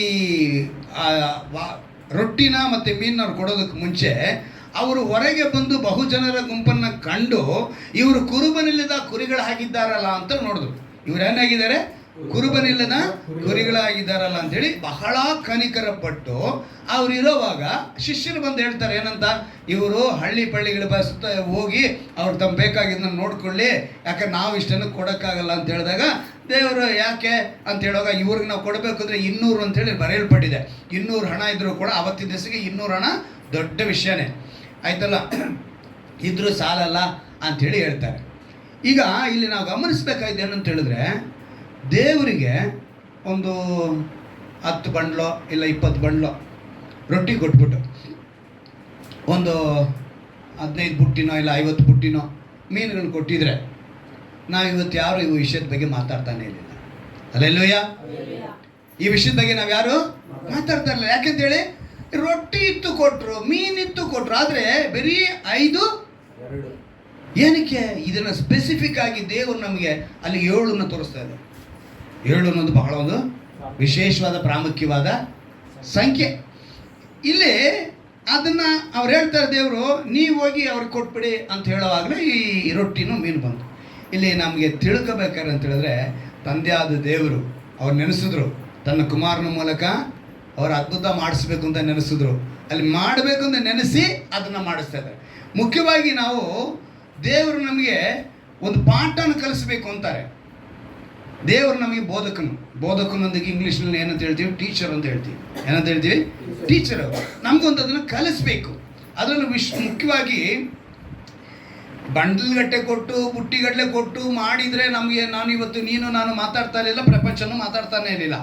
ಆದರೆ ಇದನ್ನು ದೇವರು ನಮಗೆ ವಿಶೇಷವಾಗಿ ಇದನ್ನು ತಿಳ್ಕೋಬೇಕು. ಒಂದು ಚರ್ಚ್ ಬಿಲೀವರ್ ಅಂತ ಹೇಳಿ ತಿಳ್ಕೊಳ್ಳಿ, ನಿನ್ನ ಅಗತ್ಯ ಏನಿದೆ, ಅವಶ್ಯಕತೆ ಏನಿದೆ, ನೀನು ಒಂದು ಮದುವೆ ಆಗ್ಬೋದು, ಅದೊಂದು ಮನೆ ಆಗ್ಬೋದು, ಕುಟುಂಬ ನಡೆಸಲಾಗ್ಬೋದು, ಸಾಲ ತೀರಿಸಲು ನಿನ್ನ ಹತ್ರ ಏನಿದೆ ಅನ್ನೋದನ್ನು ಫಸ್ಟ್ ಗಮನಿಸಬೇಕು. ಮೊದಲನೇ ಗಮನ ನಮಗೇನಿರಬೇಕು, ನಮ್ಮ ಹತ್ರ ಏನಿದೆ. ಇಲ್ಲಿ ದೇವರು ಅದನ್ನೇ ಹೇಳಿದ್ದು, ನಿಮ್ಮ ಹತ್ರ ಏನಿದೆ ಅಂತ ಕೇಳಿದ್ರು ಪ್ರಶ್ನೆ. ಆಗಲೇ ಅವ್ರು ಹೇಳಿದ್ದು 5 ರೊಟ್ಟಿ ಅಲ್ವಾ. ಈಗ ನಿನ್ನ ಹತ್ರ ಏನಿದೆ? 30,000 ಇದೆಯಾ? 3 ಲಕ್ಷ ಇದೆಯಾ? ಎಷ್ಟಿದೆ? ಮಗಳು ಮದುವೆ ಮಾಡಬೇಕಾ, ಮಗನ ಮದುವೆ ಮಾಡಬೇಕಾ, ಎಲ್ಲ ಒಂದು ಸಾಲ ತೀರಿಸ್ಬೇಕಾ? ನಿನ್ನ ಹತ್ರ 300 ರೂಪಾಯಿನೇ ಇರೋದು, 30,000 ಕೊಡಬೇಕು, ನಿನಗೆ ಬರೋ ಸಂಬಳ ಇಷ್ಟೇ, ನೀನು ಏನು ಕೊಡಬೇಕು, ನಿನ್ನ ಸಾಲದ ಸಮಯ ಸ್ವಲ್ಪನೇ ಇರೋದು, ಆದರೆ ನೀನು ಏನು ಮಾಡಬೇಕು ಅನ್ನೋದನ್ನು ಇವತ್ತು ಪಾಠ ಕಲಿಸ್ತಾ ಇದ್ದಾರೆ. ಅಲ್ಲಿ ಇದ್ದಿದ್ದ 5 ರೊಟ್ಟಿ 2 ಮೀನನ್ನ ದೇವ್ರು ಏನು ಮಾಡಿದ್ರು 6ನೇ ಅಧ್ಯಾಯದಲ್ಲೇ 41ನೇ ವಾಕ್ಯನ ಮತ್ತೊಂದು ಸರಿ ನಾವು ಓದಿ. ಹಾಂ ಹಾಂ ನೋಡಿ, ಮೊದಲನೇ ಪಾಠ ಕಲಿಸ್ತಾ ಇದ್ದಾರೆ. ಇದನ್ನು ಗಮನಿಸ್ಬೇಕು ನೀವು. ಇಷ್ಟು ವರ್ಷಗಳ ಕಾಲ ನಾವೇನು ಮಾಡ್ತೀವಿ, 5 ರೊಟ್ಟಿ 2 ಮೀನು ದೇವರು ಆಶೀರ್ವದಿಸಿದ್ರು. ಆದರೆ ಏಸಪ್ಪ ನಮಗೆ ಒಂದು ಪಾಠನ ಕಲಿಸ್ತಿದ್ದಾರೆ. ಅವ್ರು ನೆನೆಸಿದ್ರೆ ಆ ಕ್ಷಣದಲ್ಲೇ 50 ಬಂಡಲ್ ಬೇಕಾದ್ರೂ ಬರ್ತಾ ಇತ್ತು ರೊಟ್ಟಿ. ಆ ಕ್ಷಣದಲ್ಲೇ ಅವ್ರಿಗೇನು ಬೇಕಾಗಿತ್ತು, ಒಂದು 50 ಬಂಡಲ್ ಪುಟ್ಟಿ ಮೀನು ತರಿಸ್ಬೋದಕ್ಕೆ ಸಾಧ್ಯ ಆಗ್ತಿತ್ತು. ಆದರೆ ಅವ್ರು ಅದನ್ನು ಮಾಡಲಿಲ್ಲ. ಆದರೆ ಅವ್ರು ಏನು ಮಾಡಿದ್ರು, ಮೊದಲನೇದಾಗಿ ನಮಗೆ ಕಲಿಸ್ಕೊಡ್ತಿದ್ದಾರೆ, ಪಾಠ ಕಲಿಸ್ಕೊಡ್ತಿದ್ದಾರೆ. ದೇವರಂದ್ರೆ ತಂದೆ ಆದ ದೇವರು. ಹಲ್ಲೆಲೂಯಾ. ಕುಮಾರನಾದ ಯೇಸು ಕ್ರಿಸ್ತನು ಅವ್ರು ಮೊದಲನೇದಾಗಿ ನಮ್ಗೆ ಕಲಿಸ್ಕೊಡುವಂಥ ಪಾಠ ಏನಂತ ಹೇಳಿದ್ರೆ, ನಿನ್ನ ಹತ್ರ ಇರೋದನ್ನ ಯಾರು ಕೊಡ್ಬೇಕು, ನೀನು ದೇವರ ಮುಂದೆ ತೋರಿಸಿ, ಅಪ್ಪ ಇದನ್ನ ನನಗೆ ಆಶೀರ್ವದಿಸಿ ಕೊಡು. ಇದನ್ನ ಕಲಿಸ್ತಾ ಇದ್ದಾರೆ ದೇವರು. ಇವತ್ತಿನ ಈ ಸಬ್ಜೆಕ್ಟಲ್ಲಿ ಎಷ್ಟೋ ಸಲ ಓದಿದ್ದೀವಿ, ಎಲ್ಲ ಮಾಡಿದ್ವಿ, ಆದರೆ ಈ ರೀತಿಯಾದ ಒಂದು ಪಾಯಿಂಟ್ ನಿಮಗೆ ದೇವರು ತಿಳಿಯಪಡಿಸ್ತಾರೆ ಎಕ್ಸ್ಟ್ರಾ. ಏನಕ್ಕೆ ಅಂತ ಹೇಳಿದ್ರೆ, ನೀನು ಮೊದಲನೇದಾಗಿ ದೇವರ ಸ್ತೋತ್ರ ಮಾಡಿ. ಅಪ್ಪ ಇದು ಇಷ್ಟೇ ಇರೋದು, ಅಷ್ಟೇ ಅವ್ರು ಹೇಳಿದ್ದು. ಸ್ತೋತ್ರ ಮಾಡಿ ಆ ರೊಟ್ಟಿಗಳನ್ನು ಮುರಿದು, ಇಲ್ಲಿ ಮಾರ್ಕನಂತ ಮಾತ್ರ ಸ್ತೋತ್ರ ಅಂತ ಬರೆದಿದ್ದಾರೆ, ಆಯ್ತಾ? ಬೇರೆಯವ್ರು ಏನು ಬರೆದಿದ್ದಾರೆ ಗೊತ್ತಾ? ಲೂಕನ್ ಬರೆದಿರೋದು ಆಶೀರ್ವಾದ ಅಂತ ಬರೆದಿದ್ದಾರೆ. ಏನಂತ ಬರೆಸಿದ್ದಾರೆ? ಸ್ತೋತ್ರ. ಲೂಕ ಆಶೀರ್ವಾದ, ಯೋಹನ ಆಶೀರ್ವಾದ, ಮಾರ್ಕು ಮತ್ತೆ ಮಾತ್ರ ಸ್ತೋತ್ರ. ಅಲ್ಲಿಗೆ 4 ಸ್ವಾರ್ಥಿಯಲ್ಲೂ ಮುಖ್ಯವಾಗಿ ಗಮನಿಸಬೇಕಾಗಿರೋದು ಇವತ್ತು ಏನಂತ ಹೇಳಿದ್ರೆ, ದೇವರ ಸ್ತೋತ್ರ ಅಂದರೆ ತಂದೆಯಾದ ದೇವರು ಕುಮಾರನಿಗೆ ಅನುಗ್ರಹಿಸಿದ ಆ ಯೇಸು, ನಾವು ಇದನ್ನು ಅನುಸರಿಸಬೇಕು ಅಂತ ಹೇಳ್ತಾರೆ. ಕುಮಾರನ ಯೇಸು ತಂದೆ ಹತ್ರ ಕೇಳಿದನ ಹಾಗೆ ನಮ್ಮ ಬದುಕಿನಲ್ಲಿ ನಾವು ಸ್ತೋತ್ರದೊಂದಿಗೆ ಆರಂಭಿಸಿದರೆ ಅಲ್ಲಿ ಎಷ್ಟು ಉಳಿತಂತೆ? 12 ಪುಟ್ಟಿ ಉಳಿಯಿತು. 12 ಪುಟ್ಟಿ ಉಳಿಯುವಂತೆ ಅವರು ಅದ್ಭುತ ಮಾಡೋದ್ರ ಕಾರಣ ಅವರು ದೇವರಿಗೆ ಸ್ತೋತ್ರ. ಇವತ್ತು ನಿನ್ನ ಹತ್ರ ಇರೋ ಸ್ವಲ್ಪನ ನೀನೇನು ಮಾಡಬೇಕು? ಮದುವೆ ಖರ್ಚಾಗಿರ್ಬೋದು, ಒಂದು ಮನೆ ಕಟ್ಟೋ ವಿಷಯ ಆಗಿರ್ಬೋದು, ಯಾವುದೇ ಒಂದು ವಿಷಯಕ್ಕೆ ನಿನ್ನ ಹಣ ಇರೋದು ಸ್ವಲ್ಪನೇ. ಕುಟುಂಬ ನಡೆಸೋದಕ್ಕೆ ದೇವರೇ ಈ ಕುಟುಂಬ ಇವತ್ತು ನಾನು ಈ ಕುಟುಂಬ ನನ್ನ ಸಂಬಳ ನಮ್ಮ ಯಜಮಾನರಿಗೆ 10 ದಿವಸ ರಜಾ ಹಾಕ್ಬಿಟ್ಟಿದ್ದಾರೆ, ಇಲ್ಲ ಮಹಿಷರಿಲ್ಲ, 2 ತಿಂಗಳಿಂದ ಕೆಲಸ ಇಲ್ಲ, 10 ತಿಂಗಳಿಂದ ಕೆಲಸ ಇಲ್ಲ, ವರ್ಷಗಟ್ಟಲೆ ಕೆಲಸ ಇಲ್ಲ, ಅಥವಾ ನನಗೆ ರೋಗ ಕಾಯಿಲೆ ಬದುಕಕ್ಕಾಗ್ತಾ ಇಲ್ಲ. ನಿನ್ನ ಹತ್ರ ಏನಿದೆ ಅದನ್ನು ದೇವರ ಹತ್ರ ನೀನು ಇಡಬೇಕು. ಅದನ್ನು ಇಟ್ಟು ನೀನು ಕೇಳಬೇಕು, ದೇವರೇ ಇದನ್ನು ಆಶೀರ್ವಸು. ಏಸಪ್ಪ ಅದನ್ನು ಹೇಳ್ಕೊಟ್ಟಿದ್ದು, ಸ್ತೋತ್ರ ಮಾಡಿ ಮುರಿದು ಕೊಟ್ಟರು ಅಷ್ಟೇ. ಆದರೆ ಹಂಚುತ್ತಾನೇ ಇದ್ದಾರೆ. ನಮ್ಮ ಭಾಷೆ ಇವತ್ತು ಪುರಾಣ ಕತೆ ಹೇಳುತ್ತೆ, ಅಕ್ಷಯ ಪಾತ್ರೆ ಅಂತಾರೆ. ಏನಂತಾರೆ? ಅಕ್ಷಯ ಪಾತ್ರೆ. ದೇವ್ರು ಕೊಟ್ಟಿದ್ದ ಆ ಪಾತ್ರೆನ ಅಕ್ಷಯ ಪಾತ್ರೆ ಅಂತಲೇ ಹೋಲಿಕೆ ಮಾಡ್ತಿದ್ದಾರೆ ನಮ್ಮವರು ಇವತ್ತು. ಆಯ್ತಾ? ದೇವರು ಅದನ್ನು ನಮ್ಗೆ ಹೇಳ್ಕೊಡಿ. ದೇವರಿಗೆ ಅಸಾಧ್ಯವಾದದ್ದು ಒಂದೂ ಇಲ್ಲ. ಇದನ್ನು ನನಗೆ ಗಮನದಿಟ್ಕೊಳ್ಳಿ. ಎಲ್ರಿಗೂ ಗೊತ್ತಿರುವಂಥ ವಿಷಯ, ಯೋಬನ ಪುಸ್ತಕದಲ್ಲಿ 26ನೇ ಅಧ್ಯಾಯದಲ್ಲಿ 7ನೇ ವಾಕ್ಯದಲ್ಲಿ ಒಂದು ಮಾತು ಬರೆಯಲ್ಪಟ್ಟಿದೆ. ಈ ಭೂಮಿನ ಎಲ್ಲ ಹಾಕಿದರೆ ಅದು ತೂಗು ಹಾಕಲ್ಪಟ್ಟಿದೆ ಅಂತ ಬರೆಯಲ್ಪಟ್ಟಿದೆ. ಏನಂತ ಬರೆಯಲ್ಪಟ್ಟಿದೆ? ಭೂಮಿಯು ತೂಗಲ್ಪಟ್ಟಿದೆ. ಅದನ್ನು ಗಮನಿಸೋಣ. 26ನೇ ಅಧ್ಯಾಯದಲ್ಲಿ 7ನೇ ವಾಕ್ಯ, ಯೋಬನ ಪುಸ್ತಕದಲ್ಲಿ 26ನೇ ಅಧ್ಯಾಯದಲ್ಲಿ 7ನೇ ವಾಕ್ಯದಲ್ಲಿ, ಆತನ ಶೂನ್ಯದ ಮೇಲೆ ಆಕಾಶದ ಉತ್ತರ ದಿಕ್ಕನ್ನು ವಿಸ್ತರಿಸಿ ಭೂಲೋಕವನ್ನು ಯಾವ ಆಧಾರವೂ ಇಲ್ಲದೆ ತೂಗ ಹಾಕಿದ್ದಾನೆ. ಇವತ್ತು ನನ್ನ ಕೈಯಿಂದ ಈ ಪೇಪರ್ನ ನಿಲ್ಲಿಸೋ ಶಕ್ತಿ ನನಗಿಲ್ಲ. ಈ ಪೇಪರ್ ಕೂಡ ಗಾಳಿಗೆ ಏನಾಗುತ್ತೆ? ಬಿದ್ದೋಗುತ್ತೆ. ನಿಮಗೆ ಅರ್ಥ ಆಗೋ ಥರ ಹೇಳ್ತೀನಿ, ಸ್ತ್ರೀರಿಗೆ ಹೇಳ್ತೀನಿ. ನಿಮ್ಮ ಮನೇಲಿ ಅನ್ನ ಮಾಡಬೇಕು ಅಂದರೆ ನಿಮ್ಗೇನು ಬೇಕು? ಸ್ಟವ್ ಬೇಕು, ಪಾತ್ರೆ ಬೇಕು, ನೀರು ಬೇಕು, ಆಮೇಲೆ ಗ್ಯಾಸ್ ಬೇಕು, ಉಪ್ಪು ಬೇಕು, ಅದು ಬೇಕು. ಅನ್ನ ಬೇಕು ಅಂತ ಹೇಳಿದ್ರೆ ಮೊದಲನೇದ ಅಕ್ಕಿ ಬೇಕು ಅಲ್ವಾ? ನಿಮಗೆಲ್ಲ ಇದ್ರೇ, ಎಲ್ಲವೂ ಆಧಾರ ಇದ್ದರೆ ನೀವು ಅದನ್ನು ಮಾಡಿಕೊಡ್ತೀರಾ.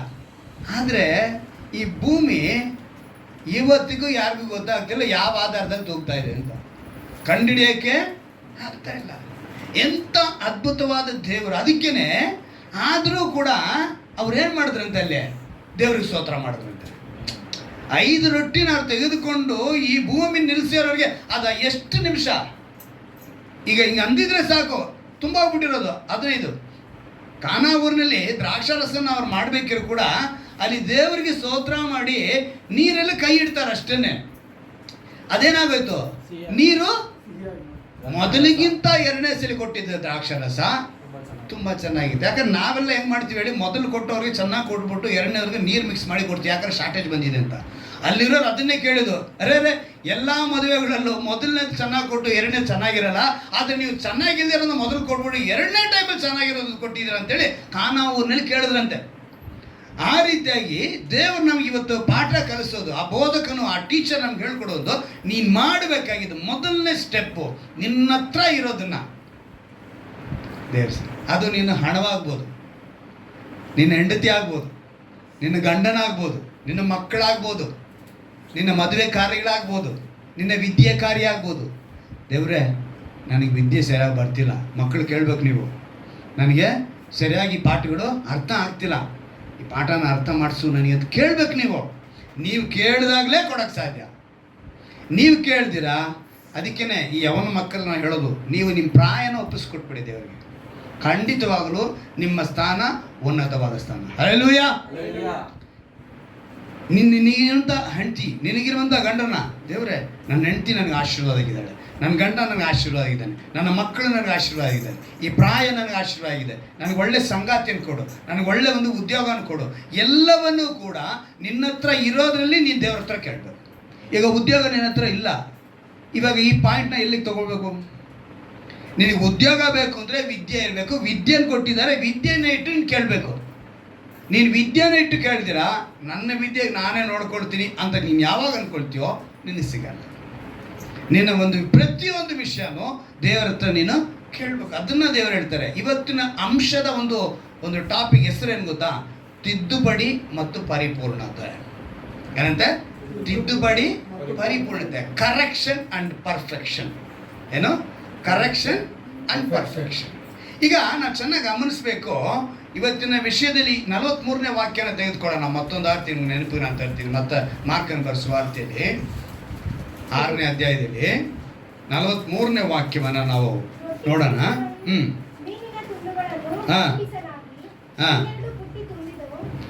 ಊಟ ಮಾಡಿದವರು 5,000 ಮಂದಿ ಗಂಡಸರು. ಅದಾದ ಕೂಡಲೇ ಆತನು ತನ್ನ ಶಿಷ್ಯರಿಗೆ, ನಾನು ಈ ಜನರ ಗುಂಪನ್ನು ಕಳುಹಿಸಿ. ಸಾಕು. ಈಗ ಇಲ್ಲಿ ರೊಟ್ಟಿ ತುಂಡುಗಳನ್ನು ಮೀನಿನ ತುಂಡುಗಳನ್ನು ಕೂಡಿಸಲಾಗಿ 12 ಪುಟ್ಟಿ ತುಂಬಿತ್ತು. ವಿಷಯ ಗೊತ್ತಿರೋ ವಿಷಯ. ಅವ್ರು ಊಟ ಮಾಡಿದ್ರು ಅನ್ನೋದು ನಮಗೆ ಗೊತ್ತಾಗೈತು. ಸುಮ್ಮನೆ ಒಂದು ಅಂದಾಜು ಲೆಕ್ಕ 5,000 ಮಂದಿ ಗಂಡಸರು ಅಂತೇಳಿ ಬರೆದಿದ್ದಾರೆ. ನಾನು ಅನೇಕ ಸಾರಿ ಹೇಳಿದ್ದೀನಿ ನಿಮಗೆ, 5,000 ಗಂಡಸರು ಅಂದರೆ ಅವ್ರಿಗೆ ಒಬ್ಬೊಬ್ರು ಹೆಣ್ತಿರು ಅಂತ ಹೇಳಿದ್ರೆ 5 5 10 ಆಯಿತು.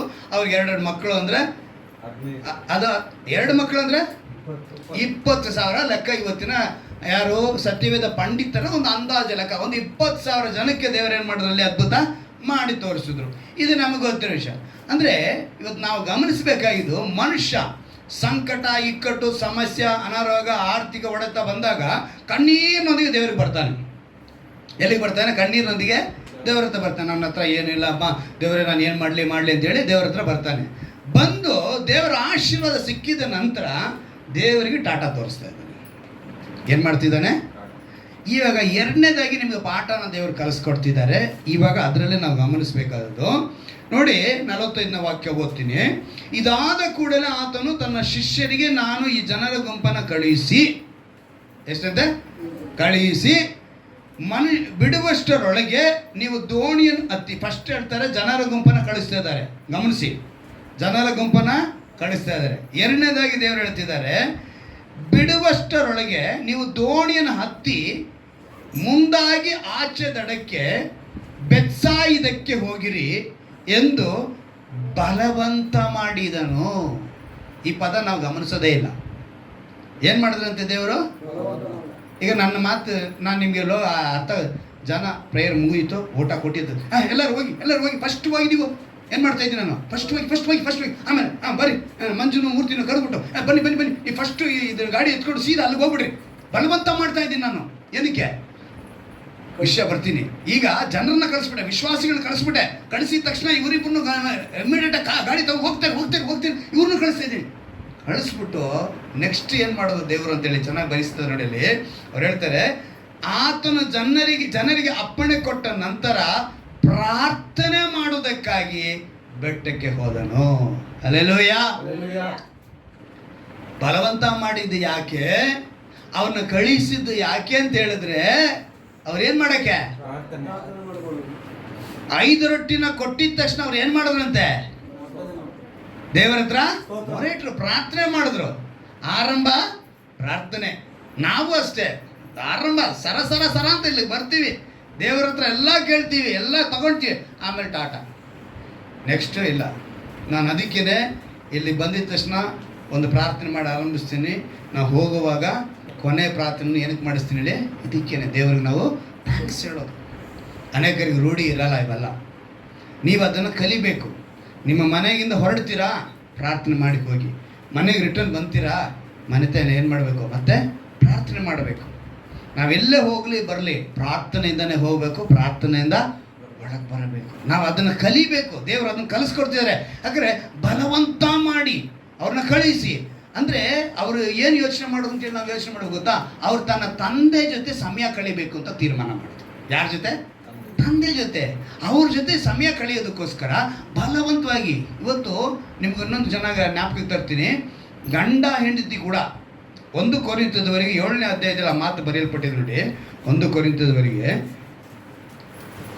7ನೇ ಅಧ್ಯಾಯ 5ನೇ ವಾಕ್ಯ.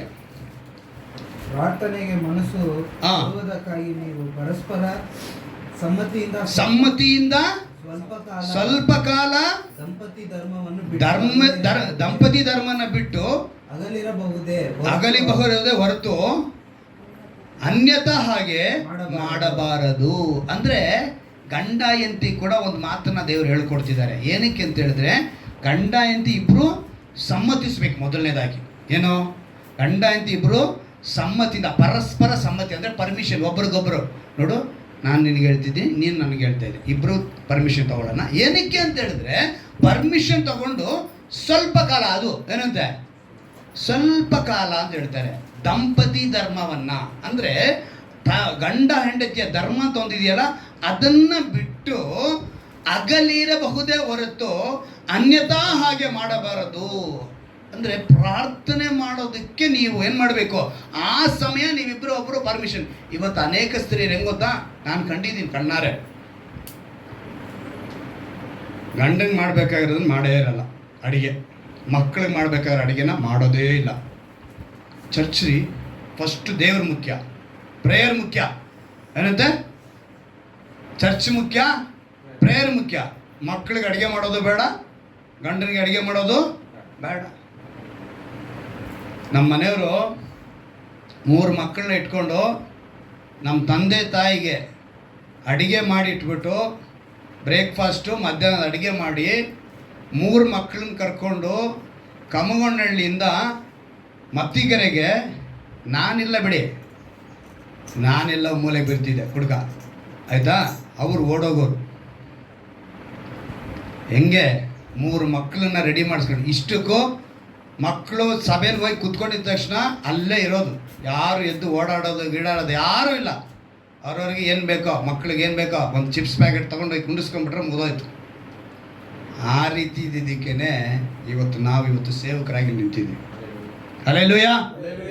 ಅರ್ಥ ಮಾಡಿಕೊಳ್ಳಿ, ಪ್ರಾರ್ಥನೆಗೆ ಗಂಡ ಹೆಂಡತಿ ಅನ್ನೋದು ಆ ಸಮಯ. ಅಂದರೆ ದೇವರು ಅದಕ್ಕೆ ಕೂಡ ಪರ್ಮಿಷನ್ಗಳು ಹೇಳ್ತಾ ಇದ್ದಾರೆ.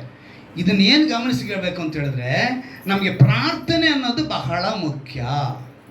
ಇದನ್ನೇ ದೇವರು ನಮಗೆ ಹೇಳ್ಕೊಡ್ತಿದ್ದಾರೆ. ಇವಾಗ ತಿದ್ದುಪಡಿ ಇದಂದರೆ ಕರೆಕ್ಷನು, ಪರ್ಫೆಕ್ಷನು, ಇದು ತಿಳ್ಕೋಬೇಕು. ಇದೆರಡು ತಿಳ್ಕೋಬೇಕು ಅಂದ್ರೆ ಅದಕ್ಕೆ ಇವತ್ತು ನಮ್ಮನ್ನು ದೇವರಲ್ಲಿ ಕರ್ತಂದಿದ್ದಾರೆ. ಅಂದರೆ ನಾವು ಯಾವಾಗ ಪ್ರಾರ್ಥನೆಗೆ ಪ್ರಿಫರೆನ್ಸ್ ಮೊದಲನೇ ಸ್ಥಾನ ಕೊಟ್ಬಿಡ್ತೀವೋ, ಇಲ್ಲಿಗೆ ಯೇಸು ಹೇಳ್ಕೊಡ್ತಿದ್ದೇನು ಗೊತ್ತಾ, ಜನರನ್ನ ಫಸ್ಟ್ ಕಳಿಸಿದ್ರು. ಅವರ ಇಷ್ಟದ ಪ್ರಕಾರ ಅವ್ರನ್ನ ಹುಡುಕಿ ಬಂದಿದ್ದಾರೆ. ಕುರುಬನಿಲ್ಲದ ಆಡುಗಳಂತ ಹೇಳಿದ್ರು, ಕುರಿಗಳಾಗಿದ್ದಾರೆ ಅಂತ ಹೇಳಿದ್ರು. ಅವ್ರಿಗೆ ಆಶೀರ್ವಾದನೂ ಮಾಡಿದ್ರು, ಅವ್ರಿಗೆ ಬಿಡುಗಡೆಯನ್ನು ಕೊಟ್ಟರು, ಸ್ವಸ್ಥತೆಯನ್ನು ಮಾಡಿದ್ರು, ಎಲ್ಲ ಮಾಡಿದ್ರು. ನಂತರ ಅವ್ರಿಗೆ ಊಟನೂ ಕೊಟ್ಟರು, ಕಟ್ಬಿಟ್ಟು ಅಲ್ಲೇ ಇಟ್ಕೊಂಡಿಲ್ಲ, ಅರಟೆ ಮಾತಾಡ್ಕೊಂಡು ಲೋಕ ಪ್ರಕಾರ ಅವ್ರನ್ನ ಫಸ್ಟು ಕಳಿಸಿ ನೆಕ್ಸ್ಟ್ ಯಾರನ್ನ ಕಳಿಸಿದ್ರು, ಶಿಷ್ಯರನ್ನು ಕಳಿಸಿದ್ರು. 3ನೇದಾಗಿ ಅವ್ರೇನು ಹೋದ್ರು, ಪ್ರಾರ್ಥನೆ. ನೀವು ಅಷ್ಟೇ, ನಿಮ್ಮ ಪ್ರಾರ್ಥನೆಗೆ ಯಾರು ಅಡ್ಡಿ ಇರಬಾರ್ದು, ಫ್ರೆಂಡ್ಸ್ ಅಡ್ಡಿ ಇರಬಾರ್ದು, ನಿನ್ನ ಗಂಡನೂ ಇರಬಾರ್ದು, ನಿನ್ನ ಹೆಂಡತಿನೂ ಇರಬಾರ್ದು. ಪ್ರಾರ್ಥನೆಗೆ ಅಂತ ಹೇಳಿದ್ದು, ಏನಂತ ಹೇಳಿದ್ದು, ಪ್ರಾರ್ಥನೆಗೆ. ಅದಕ್ಕಂದ್ಬಿಟ್ಟು ಮನೆ ಕೆಲಸನ ಬಿಟ್ಬಿಟ್ಟು ಹೋಗು ಅಂತೇಳಿ ದೇವರು ಹೇಳಿಲ್ಲ. ಪರಸ್ಪರ ಸಮ್ಮತಿ ಅಂದರೆ ಅದೇ ಅರ್ಥ. ಏನಮ್ಮ ಮಕ್ಳಿಗೆ ಮಾಡಬೇಕಾಗಿರೋದೆಲ್ಲ ಮಾಡಿದ್ಯಾ, ಎಲ್ಲ ಕೆಲಸ ಮುಗಿಸ್ಕೊಂಡಿದ್ಯಾ, ಆಯಿತು ನೀನು ಹೋಗು, ನಾನು ಪ್ರಾರ್ಥನೆಗೆ ಬರ್ತೀನಿ, ನೀನು ಪ್ರಾರ್ಥನೆ. ಇದು ಮನುಷ್ಯನಿಗೆ ಬೇಕಾಗಿರುವಂಥದ್ದು. ಆ ಪರಸ್ಪರ ಸಮ್ಮತಿಯಿಂದ ನೀವು ಪ್ರಾರ್ಥನೆಯಲ್ಲಿ ಭಾಗವಹಿಸ್ಬೇಕು. ಅಂದರೆ ನೀವು ತಿಳ್ಕೋಬೇಕಾಗಿರೋದು ಇಂಥ ಒಂದು ವಿಷಯದಲ್ಲಿ ಇರುವಾಗ ದೇವರು ಇವತ್ತು ನಮಗೆ ಏನನ್ನ ತಿದ್ದುಪಡಿಸಬೇಕು. 2 ವಿಷಯ ಜ್ಞಾಪಕ ತರ್ತೀನಿ ನಿಮಗೆ. ಯೋನ ಗೊತ್ತಲ್ಲ, ಯೋನ ಪ್ರವಾದಿ. ದೇವರೇನು ಹೇಳಿದ್ರು, ಆದರೆ ಅವನೆಲ್ಲಿಗೆ ಹೋದ, ತಾರ್ಷೀಷಿಗೆ ಹೋದ. ನಿನೆವೆಗೆ ಹೋಗು ಅಂತ ಹೇಳಿದ್ರೆ ನಮ್ಮ ಜನ ತುಂಬ ಇದು ಮಾಡ್ತಿದ್ದಾರೆ, ಪಾಪದಲ್ಲಿ ತುಂಬೋಗಿದ್ದಾರೆ, ಅವ್ರಿಗೆ ಹೋಗಿ ಎಚ್ಚರಿಕೆ ಮಾಡು ಅಂತೇಳಿ ದೇವ್ರು ಹೇಳಿದ್ರೆ ಇವನೇನು ಮಾಡ್ತಾನೆ, ತಾರ್ಷೀಷ್. ಅದು ಏನು ಮಾಡ್ತಾನೆ, ಸುಮ್ಮನೆ ಹೋದ್ನ, ದುಡ್ಡು ಕೊಟ್ಟು ಬೇರೆ ದೋಣಿಯಲ್ಲಿ ಇವನು ಹತ್ಕೊತಾನೆ. ಅವನು ಹಂಗೆ ಹೋದಾಗ ಅಲ್ಲಿ ಒಂದು ಬಿರುಗಾಳಿ ಬಂತು. ಕರೆಕ್ಟಾ? ಇವಾಗ ಮಾರ್ಕನ ಬರೆಸುವಾರ್ತೆಯಲ್ಲಿ ಒಂದು ಗಾಳಿ ತೋರಿಸ್ತೀನಿ. ಅದೇ ಅಧ್ಯಾಯದಲ್ಲಿ ಇದ್ದೀರ ತಾನೆ, ಮಾರ್ಕನ ಬರೆಸುವಾರ್ತೆ 6ನೇ ಅಧ್ಯಾಯದಲ್ಲಿ. ಇವಾಗ ಅಲ್ಲೊಂದು ಗಾಳಿನ ತೋರಿಸ್ತೀನಿ. ಅಲ್ಲಿ ಇರೋ ಗಾಳಿ ಮತ್ತು ಇವಾಗೆಲ್ಲಂದ್ರೆ ನಾವು ಓದುವಂಥ ಈ ಸಾರಾಂಶಕ್ಕೆ ಅದ ಹತ್ರ ಇರಲ್ಲ, ಆಮೇಲೆ ದೂರ ಆಗ್ಬಿಡ್ತೀವಿ ನಾವು. 6ನೇ ಅಧ್ಯಾಯದಲ್ಲೇ ಅವ್ರು ಹೇಳ್ತಾರೆ, 45ನೇ ವಾಕ್ಯ ಮತ್ತೊಂದು ಸಲ ಓದ್ತೀನಿ ಕೇಳಿ. ಕೂಡಲೇ ಆತನು ತನ್ನ ಶಿಷ್ಯರಿಗೆ, ನಾನು ಈ ಜನರ ಗುಂಪನ್ನು ಗಳಿಸಿ ಬಿಡುವಷ್ಟರೊಳಗೆ ನೀವು ದೋಣಿನತ್ತಿ ಮುಂದಾಗಿ ಆಚೆದೆಡೆಗೆ ಬೆತ್ಸಾಯಿಗೆ ಹೋಗಿರಿ ಎಂದು ಬಲವಂತ ಮಾಡಿದನು. ಆತನು ಜನರಿಗೆ ಅಪ್ಪಣೆ ಕೊಟ್ಟ ನಂತರ ಪ್ರಾರ್ಥನೆ ಮಾಡೋದಕ್ಕಾಗಿ ಬೆಟ್ಟಕ್ಕೆ ಹೋದನು. ಹೊತ್ತು ಮುಳುಗಿದ ಮೇಲೆ ದೋಣಿ ಸಮುದ್ರದ ನಡುವೆ ಇತ್ತು. ಎಲ್ಲಿತ್ತಂತೆ? ಸಮುದ್ರದ ನಡುವೆ ಇತ್ತು. ಯೇಸು ಒಬ್ಬನೇ, ನೋಡಿ, ಸಮುದ್ರದ ನಡುವೆ ಇತ್ತು. ಯೇಸು ಒಬ್ಬನೇ ದಡದಲ್ಲಿದ್ದನು. ಯೇಸು ಎಲ್ಲಿದ್ದಾರೆ? ದಡದಲ್ಲಿದ್ದಾರೆ. ಸಮುದ್ರದ ಮಧ್ಯದಲ್ಲಿ ಹಡಗಿದೆ. ನೋಡಿ, ಎದುರು ಗಾಳಿ ಬೀಸುತ್ತರಿಂದ ಶಿಷ್ಯರು ಹುಟ್ಟು ಹಾಕಿ ಏನಾಗ್ತಾ ಇದ್ದಾರೆ, ಒದ್ದಾಡ್ತಾ ಇದ್ದಾರೆ. ನೀವು ಗಮನಿಸ್ಬೇಕಾಗಿರೋದಿಲ್ಲೇನೆ. ಈಗ ಯೋನ ಒಂದು ಗಾಳಿ ಬೀಸ್ತು, ಆ ಗಾಳಿಗೂ ಈ ಗಾಳಿಗೂ ವ್ಯತ್ಯಾಸ ಹೇಳ್ತೀವಿ. ಇಲ್ಲಿ ಎರಡು ಗಾಳಿನೇ, ಎದುರು ಗಾಳಿನೇ, ಬಿರುಗಾಳಿನೇ. ಈ ಎರಡು ಗಾಳಿಯಲ್ಲಿ ವ್ಯತ್ಯಾಸ ಇದೆ. ನೀವು ಅದನ್ನು ಅರ್ಥ ಮಾಡ್ಕೋಬೇಕು. ಅರ್ಥ ಮಾಡ್ಕೊಂಡ್ರೆ ಇವತ್ತಿನ ತಿದ್ದುಪಡಿ, ಪರಿಪೂರ್ಣತೆ, ಕರೆಕ್ಷನ್, ಪರ್ಫೆಕ್ಷನ್ ಎರಡು ಗೊತ್ತಾಗೋದು. ಯೋನನ ತಿದ್ದುಪಡಿಸೋದಕ್ಕೋಸ್ಕರ ಆ ಗಾಳಿ ಬಂತು. ಏನಕ್ಕೆ ಬಂತು? ಅವನು ಸರಿಪಡಿಸ್ಬೇಕಿತ್ತು. ನಿನಗೇನು ಕೆಲಸ ಬಿಟ್ಬಿಟ್ಟು ಎಲ್ಲಿಗೆ ಹೋಗ್ತಿದ್ಯಾ? ನಿಮ್ಮ ಒಂದು ಕುಟುಂಬಗಳಲ್ಲಿ, ನಿಮ್ಮ ಒಂದು ವಿಷಯಗಳಲ್ಲಿ ಇದೇ ರೀತಿಯಾದ ಸಂಕಟ, ಸಮಸ್ಯೆ, ಇಕ್ಕಟ್ಟು, ಹೋರಾಟ, ಶೋಧನೆ ಬರುತ್ತೆ. ಏನಕ್ಕೆ ಅಂತ ಹೇಳಿದ್ರೆ ದೇವರು ಹೇಳಿದ್ನ ಬಿಟ್ಟು ನೀವು ಮಾಡ್ತಾ ಇರುವಾಗ. ಚೆನ್ನಾಗಿ ಗಮನಿಸ್ಕೊಳ್ಳಿ. ದೇವರು ಹೇಳಿದ್ದನ್ನ ಬಿಟ್ಟು ನೀವು ಮಾಡುವಾಗ ಖಂಡಿತವಾಗ್ಲೂ ಇದೇ ರೀತಿಯಾದ ಒಂದು ಬಿರುಗಾಳಿ ನಿಮ್ಮ ಕುಟುಂಬಗಳಲ್ಲಿ ಬೀಸುತ್ತೆ. ನೀವು ಯಾವಾಗ ಸರಿಪಡಿಸ್ಕೊಳ್ತೀರೋ ದೇವರ ಹತ್ರ ಬಂದರೆ ಅಲ್ಲಿ ಸಮಾಧಾನ ಉಂಟಾಗುತ್ತೆ. ಅಲ್ಲಿ ಏನು ಮಾಡಿದ್ರು? ಅವನು ಸರಿಪಡಿಸೋದಕ್ಕೋಸ್ಕರ, ಅವನ ತಿದ್ದುಪಡಿಸೋದಕ್ಕೋಸ್ಕರ ಮೀನಿಗೆ ಆಜ್ಞೆ ಕೊಟ್ಟರು. ಅದನ್ನು ಮೀನು ಅವನು ನುಂಗ್ತು. ಅವನು ಮತ್ತೆ ದಡಕ್ಕೆ ಬಂದ. ಅವನು ತಗೊಂಡೋಗಿ ಸರಿಪಡಿಸಿ ಅವನ್ನ ಬೇರೆ ರೀತಿಯಲ್ಲಿ ನಡೆಸಿದ್ರು. ಹಾಗೆ ನಿನ್ನನ್ನು ನುಂಗೋದಕ್ಕೆ ಇನ್ನೊಂದಕ್ಕೆ ದೇವರು ಆರ್ಡರ್ ಕೊಡಬೇಕಾಗತ್ತೆ. ನೀನು ಅದರಲ್ಲೂ ಸರಿಪಡಿಸ್ಕೊಂಡಿಲ್ಲ ಅಂತ ಹೇಳಿದ್ರೆ ನೀನು ನರಕದ ಮಾರ್ಗಕ್ಕೆ ಹೋಗಬೇಕಾಗತ್ತೆ. ದೇವರು ತಿದ್ದುಪಡಿಗೋಸ್ಕರ ಯೋನನಿಗೆ ಒಂದು ಗಾಳಿ ಕೊಟ್ಟರು. ಇವತ್ತು ಪರ್ಫೆಕ್ಷನ್ಗೋಸ್ಕರ ಇವರ ಶಿಷ್ಯರಿಗೆ ಒಂದು ಗಾಳಿ ಬಂದಿದೆ. ಅವ್ರು ನೋಡಿ ಹೇಳ್ತಿದ್ದಾರೆ, ಶಿಷ್ಯರು ಹುಟ್ಟು ಹಾಕಿ ಒದ್ದಾಡುವುದನ್ನ ಆತನು ಕಂಡು. ಗಮನಿಸಿದ್ರ? ಆತನು ಎಲ್ಲಿದ್ರು? ದೇವರು ದಡದಲ್ಲಿ ತಾನೇ ಇದ್ರು. ಹಡಗೆಲ್ಲಿತ್ತು? ಹೆಂಗ್ ಕಂಡ್ರು? ಮತ್ತೆ ಅದೇ ಅರ್ಥ. ದೇವರು ಯೇಸು ದಡದಲ್ಲಿದ್ದಾರೆ, ಸಮುದ್ರದಲ್ಲಿ ನಡುವೆನಲ್ಲಿದೆ ಅಂತ. ಎಲ್ಲಿ? ಹಡಗು ಸಮುದ್ರದ ನಡುವೆ ಇದೆ. ಎಷ್ಟು ಯೋಚನೆ, ಎಂಥ ಒಂದು ಶಕ್ತಿಯುಳ್ಳ ದೇವರು ಅಂದರೆ ನಿನ್ನ ಜೊತೆನೇ ಇರ್ತಾರೆ. ಯೇಸು ದಡದಲ್ಲಿದ್ದರೂ ಕೂಡ ನಿನಗೆ ಸಮಸ್ಯೆ ಬಂದಾಗ ಅವ್ರಿಗೆ ಗೊತ್ತಾಗುತ್ತೆ. ಕಾರಣ ಏನು ಅಂತ ಹೇಳಿದ್ರೆ ಇಲ್ಲಿ ಇನ್ನೊಂದು ಪಾಯಿಂಟ್ ನೀವು ಗಮನಿಸಬೇಕು. ಕಳಿಸಿದ್ಯಾರು? ಭಗವಂತ ಮಾಡಿದ್ಯಾರು? ಬಲವಂತ ಮಾಡಿ ಕಳಿಸಿದ ಮೇಲೆ ನಿನಗೋಸ್ಕರ ಯುದ್ಧ ಮಾಡದೇ ಇರ್ತಾರ? ಹಲ್ಲೆಲೂಯಾ.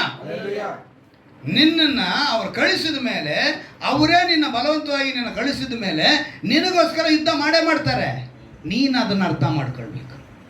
ಇವತ್ತು ನೀನು ಈ ಸಭೆಯಲ್ಲಿ ಕುಳಿತಿದ್ಯಾ, ಈ ಸಭೆಯಲ್ಲಿ ನೀನು ವಾಕ್ಯ ಕೇಳ್ತಿದ್ಯಾ, ದೇವರು ನಿನ್ನ ಮೇಲೆ ಪ್ರೀತಿ ನಿಟ್ಟಿರೋದು ಕಾರಣ. ನೀನು ಈ ವಾಕ್ಯನ ಕೇಳಿ ನಿನಗೋಸ್ಕರ ಒಬ್ರು ಯುದ್ಧ ಮಾಡೋರು ಇದ್ದಾರೆ. ಅವ್ರು ಎಲ್ಲೇ ಎಷ್ಟೇ ದೂರದಲ್ಲಿ ಅವ್ರು ದಡದಲ್ಲಿದ್ದರು. ಇವ್ರು ಒದ್ದಾಡೋದನ್ನು ಕಂಡ್ರು. ಏನು ಮಾಡೋದು? ಸುಮ್ಮನೆ ಇದ್ರು ಹಂಗೆ. ಅಲ್ಲಿದ್ದಾನೆ ಹಿಂಗಂದಿದ್ರೆ ಏನಾಗ್ತಿತ್ತು ಎಲ್ಲ? ಆದರೆ ಅವ್ನು ಮಾಡಲಿಲ್ವೇ? ಇದನ್ನು ಮತ್ತಾಯನು ತುಂಬ ಸ್ಪಷ್ಟವಾಗಿ ಹೇಳ್ತಾನೆ. ಏನಂತ ಹೇಳ್ತಾನೆ? ಹೋಗ ಅಲ್ಲಿ ಅವ್ರು ಒದ್ದಾಡೋದು ನೋಡಿ ಯೇಸು ಹೋಗ್ಬಿಟ್ರು. ಹೆಂಗೆ ಹೋದ್ರು? ನೀರಿನ ಮೇಲೆ ನಡ್ಕೊಂಡು ಹೋಗೋವಾಗ ಪೇತ್ರನ ಏನಂತ ಕೇಳ್ತಾನೆ? ಭೂತ ಅಂತಾರೆ ಎಲ್ಲರೂ. ಆವಾಗ ಇವನು ಹೇಳ್ತಾನೆ, ನೀನೇ ಆದರೆ ನಾನು ನೀರ ಮೇಲೆ ನಡಿಬೇಕು ಅಂತ. ಬಾ ಅಂದರು, ನಡೆಸಿದ್ರು. ಆದರೆ ಯಾವಾಗ ಬಿರುಗಾಳಿ ನೋಡಿದ್ನೋ ನೀರಿನೆಲ್ಲ ಮುಳುಗೋಗ್ತಾನೆ ಅಲ್ವಾ? ಇದೇ ಪರ್ಫೆಕ್ಷನ್. ಇಲ್ಲೇನು ಬೇಕಿತ್ತು? ನಂಬಿಕೆ. ನಿನ್ನನ್ನು ಅವರು ಪರಿಪೂರ್ಣತೆಗೊಳಿಸ್ತಿದ್ದಾರೆ. ನೀನು ಬಿದ್ದೋಗ್ತೀಯ, ಹಳ್ಳಿಗೆ ಬಿದ್ದೋಗ್ತೀನಿ, ನಾನು ಕಷ್ಟದಲ್ಲಿ ಬಿದ್ದೋಗ್ತೀನಿ, ನನಗೆ ಇದು ನಷ್ಟ ಆಗೋಗುತ್ತೆ, ನಾಶವಾಗ್ತೀನಿ ಅಂತ ಅಂದ್ಕೊಳ್ಳೋ ಹಾಗಿಲ್ಲ. ಎಂಥ ಬಿರುಗಾಳಿ ಆದರೂ ಅದ್ರ ಮೇಲೆ ನಡೆದುಕೊಂಡು ಬರುವಂಥ ಶಕ್ತಿಯುಳ್ಳ, ಸಾಮರ್ಥ್ಯವುಳ್ಳ ದೇವರು ನಿನ್ನನ್ನು ಕಂಡು ನಿನ್ನ ಬಳಿಗೆ ಬರ್ತಾ ಇದ್ದಾರೆ. ಹಲ್ಲೆಲೂಯಾ. ನೀನು ಅದನ್ನು ಅರ್ಥ ಮಾಡ್ಕೊಂಡ್ರೆ ಸಾಕು, ನಿನಗೆ ಆಶೀರ್ವಾದ ನಿನ್ನನ್ನು ಹಿಂಬಾಲಿಸುತ್ತೆ. ಇವತ್ತಿನ ಅದೇ ದೇವರು ಹೇಳ್ತಾರೆ, ನೀವು ಅದನ್ನು ತಿಳ್ಕೋಬೇಕು. ಅಂದರೆ ಆತನ ಚಿತ್ತಕ್ಕೆ ವಿಧೇಯಾಗಬೇಕು. ಆತನ ಶಿಷ್ಯನ ಬಲವಂತವಾಗಿ ಕಳಿಸಿದ್ದು ಅವರೇ, ಅವ್ರನ್ನ ಒದ್ದಾಡ್ತಾ ಇರೋದು ನೋಡಿದ್ದು ಅವರೇ ಏನು ಮಾಡಿದ್ರು? ಹೋಗಿ ಗಾಳಿನ ಗದರಿಸಿದ್ರು, ಅವನ್ನ ನೀರಿನ ಮೇಲೂ ನಡೆಸಿದ್ರು, ಕೊನೆಗೆ ಅದ್ಭುತ ಮಾಡಿ ಅವನ್ನ ಕರ್ಕೊಂಡು. 48ನೇ ವಾಕ್ಯನ ಇನ್ನೊಂದ್ಸಲಿ ಗಮನಿಸಿ ಏನಂತ ಹೇಳ್ತಾರೆ ಅಂತ ಹೇಳಿದ್ರೆ, ಆತನು ಕಂಡು ಹೆಚ್ಚು ಕಡಿಮೆ ರಾತ್ರಿಯ 4ನೇ ಜಾವದಲ್ಲಿ ಸಮುದ್ರದ ಮೇಲೆ ನಡೆದು ಅವರ ಕಡೆಗೆ ಬಂದು ಅವರನ್ನು ದಾಟಿ ಮುಂದಕ್ಕೆ ಹೋಗಬೇಕೆಂದು ಇದ್ದನು.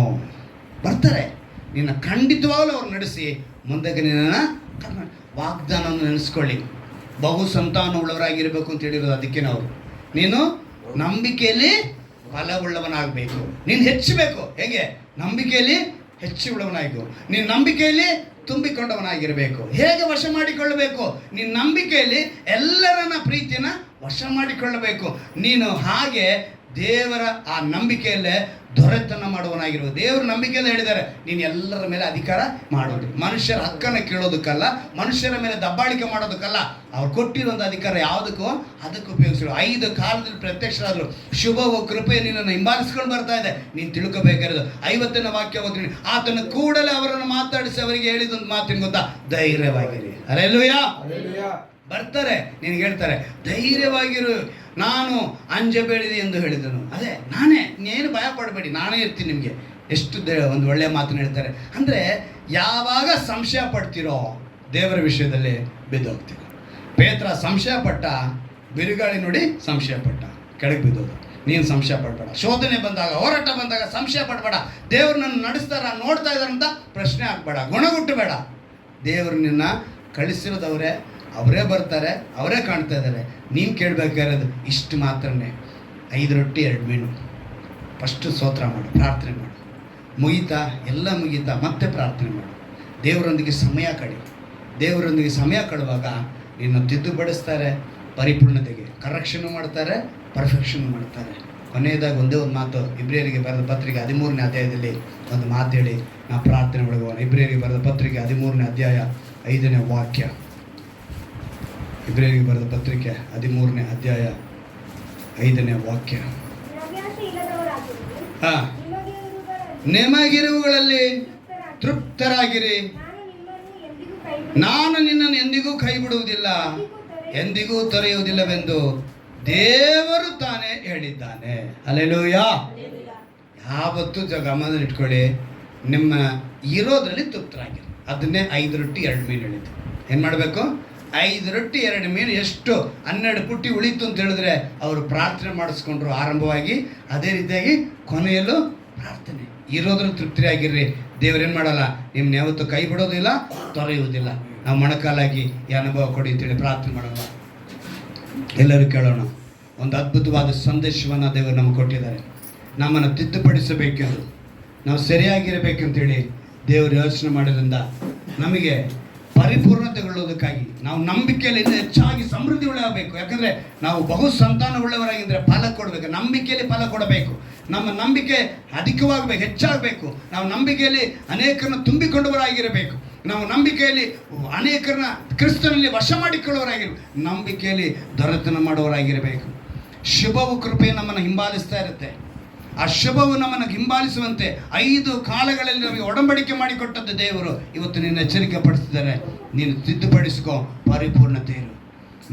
ನಿನ್ನನ್ನು ಕರೆಕ್ಷನ್ ಮಾಡ್ಕೋ, ಪರ್ಫೆಕ್ಷನ್ ಮಾಡ್ಕೋ. ದೇವ್ರು ಹೇಳಿದಂಥ ಮಾತು. ದೇವರೇ, ಈ ಅನುಭವದೊಳಗೆ ನಾನು ನಡೆಸು ಅಂತೇಳಿ ಯಾರ್ಯಾರು ಒಪ್ಪಿಸಿಕೊಡುತ್ತಿದ್ದಾರೋ ಕರ್ತನೆ, ಅಂದು ವಾಲ್ಟರ್ ಹಂಟ್ ಯಾವ ರೀತಿಯಲ್ಲಿ ನಿನ್ನನ್ನು ಮಹಿಮೆ ಪಡಿಸಬೇಕು, ಆರಾಧನೆಗೆ ಪ್ರಾಮುಖ್ಯತೆ ಕೊಡಬೇಕು ಅಂತೇಳಿ ಅವನು ಯಾವಾಗ ಒಪ್ಪಿಸಿಕೊಟ್ಟನೋ ಆ ಮನುಷ್ಯ, ಆ ವ್ಯಕ್ತಿಗೆ ಕರ್ತನಿಂದ ಒಳ್ಳೆ ಜ್ಞಾನವನ್ನು ಕೊಟ್ಟಂತೆ ಇವತ್ತು ಈ ಮೊಣಕಾಲಾಕಿರೋ ಚಿಕ್ಕ ಮಕ್ಕಳಿಗೆ ನಾನು ಪ್ರಾರ್ಥನೆ ಮಾಡುತ್ತೇನೆಪ್ಪ. ಬರುವಂಥ ಪರೀಕ್ಷೆಗಳಲ್ಲಿ ಕರ್ತನೆ ಆ ಮಕ್ಕಳಿಗೆ ಜ್ಞಾನ ಕೊಡು, ಜ್ಞಾಪಕ ಶಕ್ತಿ ಕೊಡು ಕರ್ತನೆ.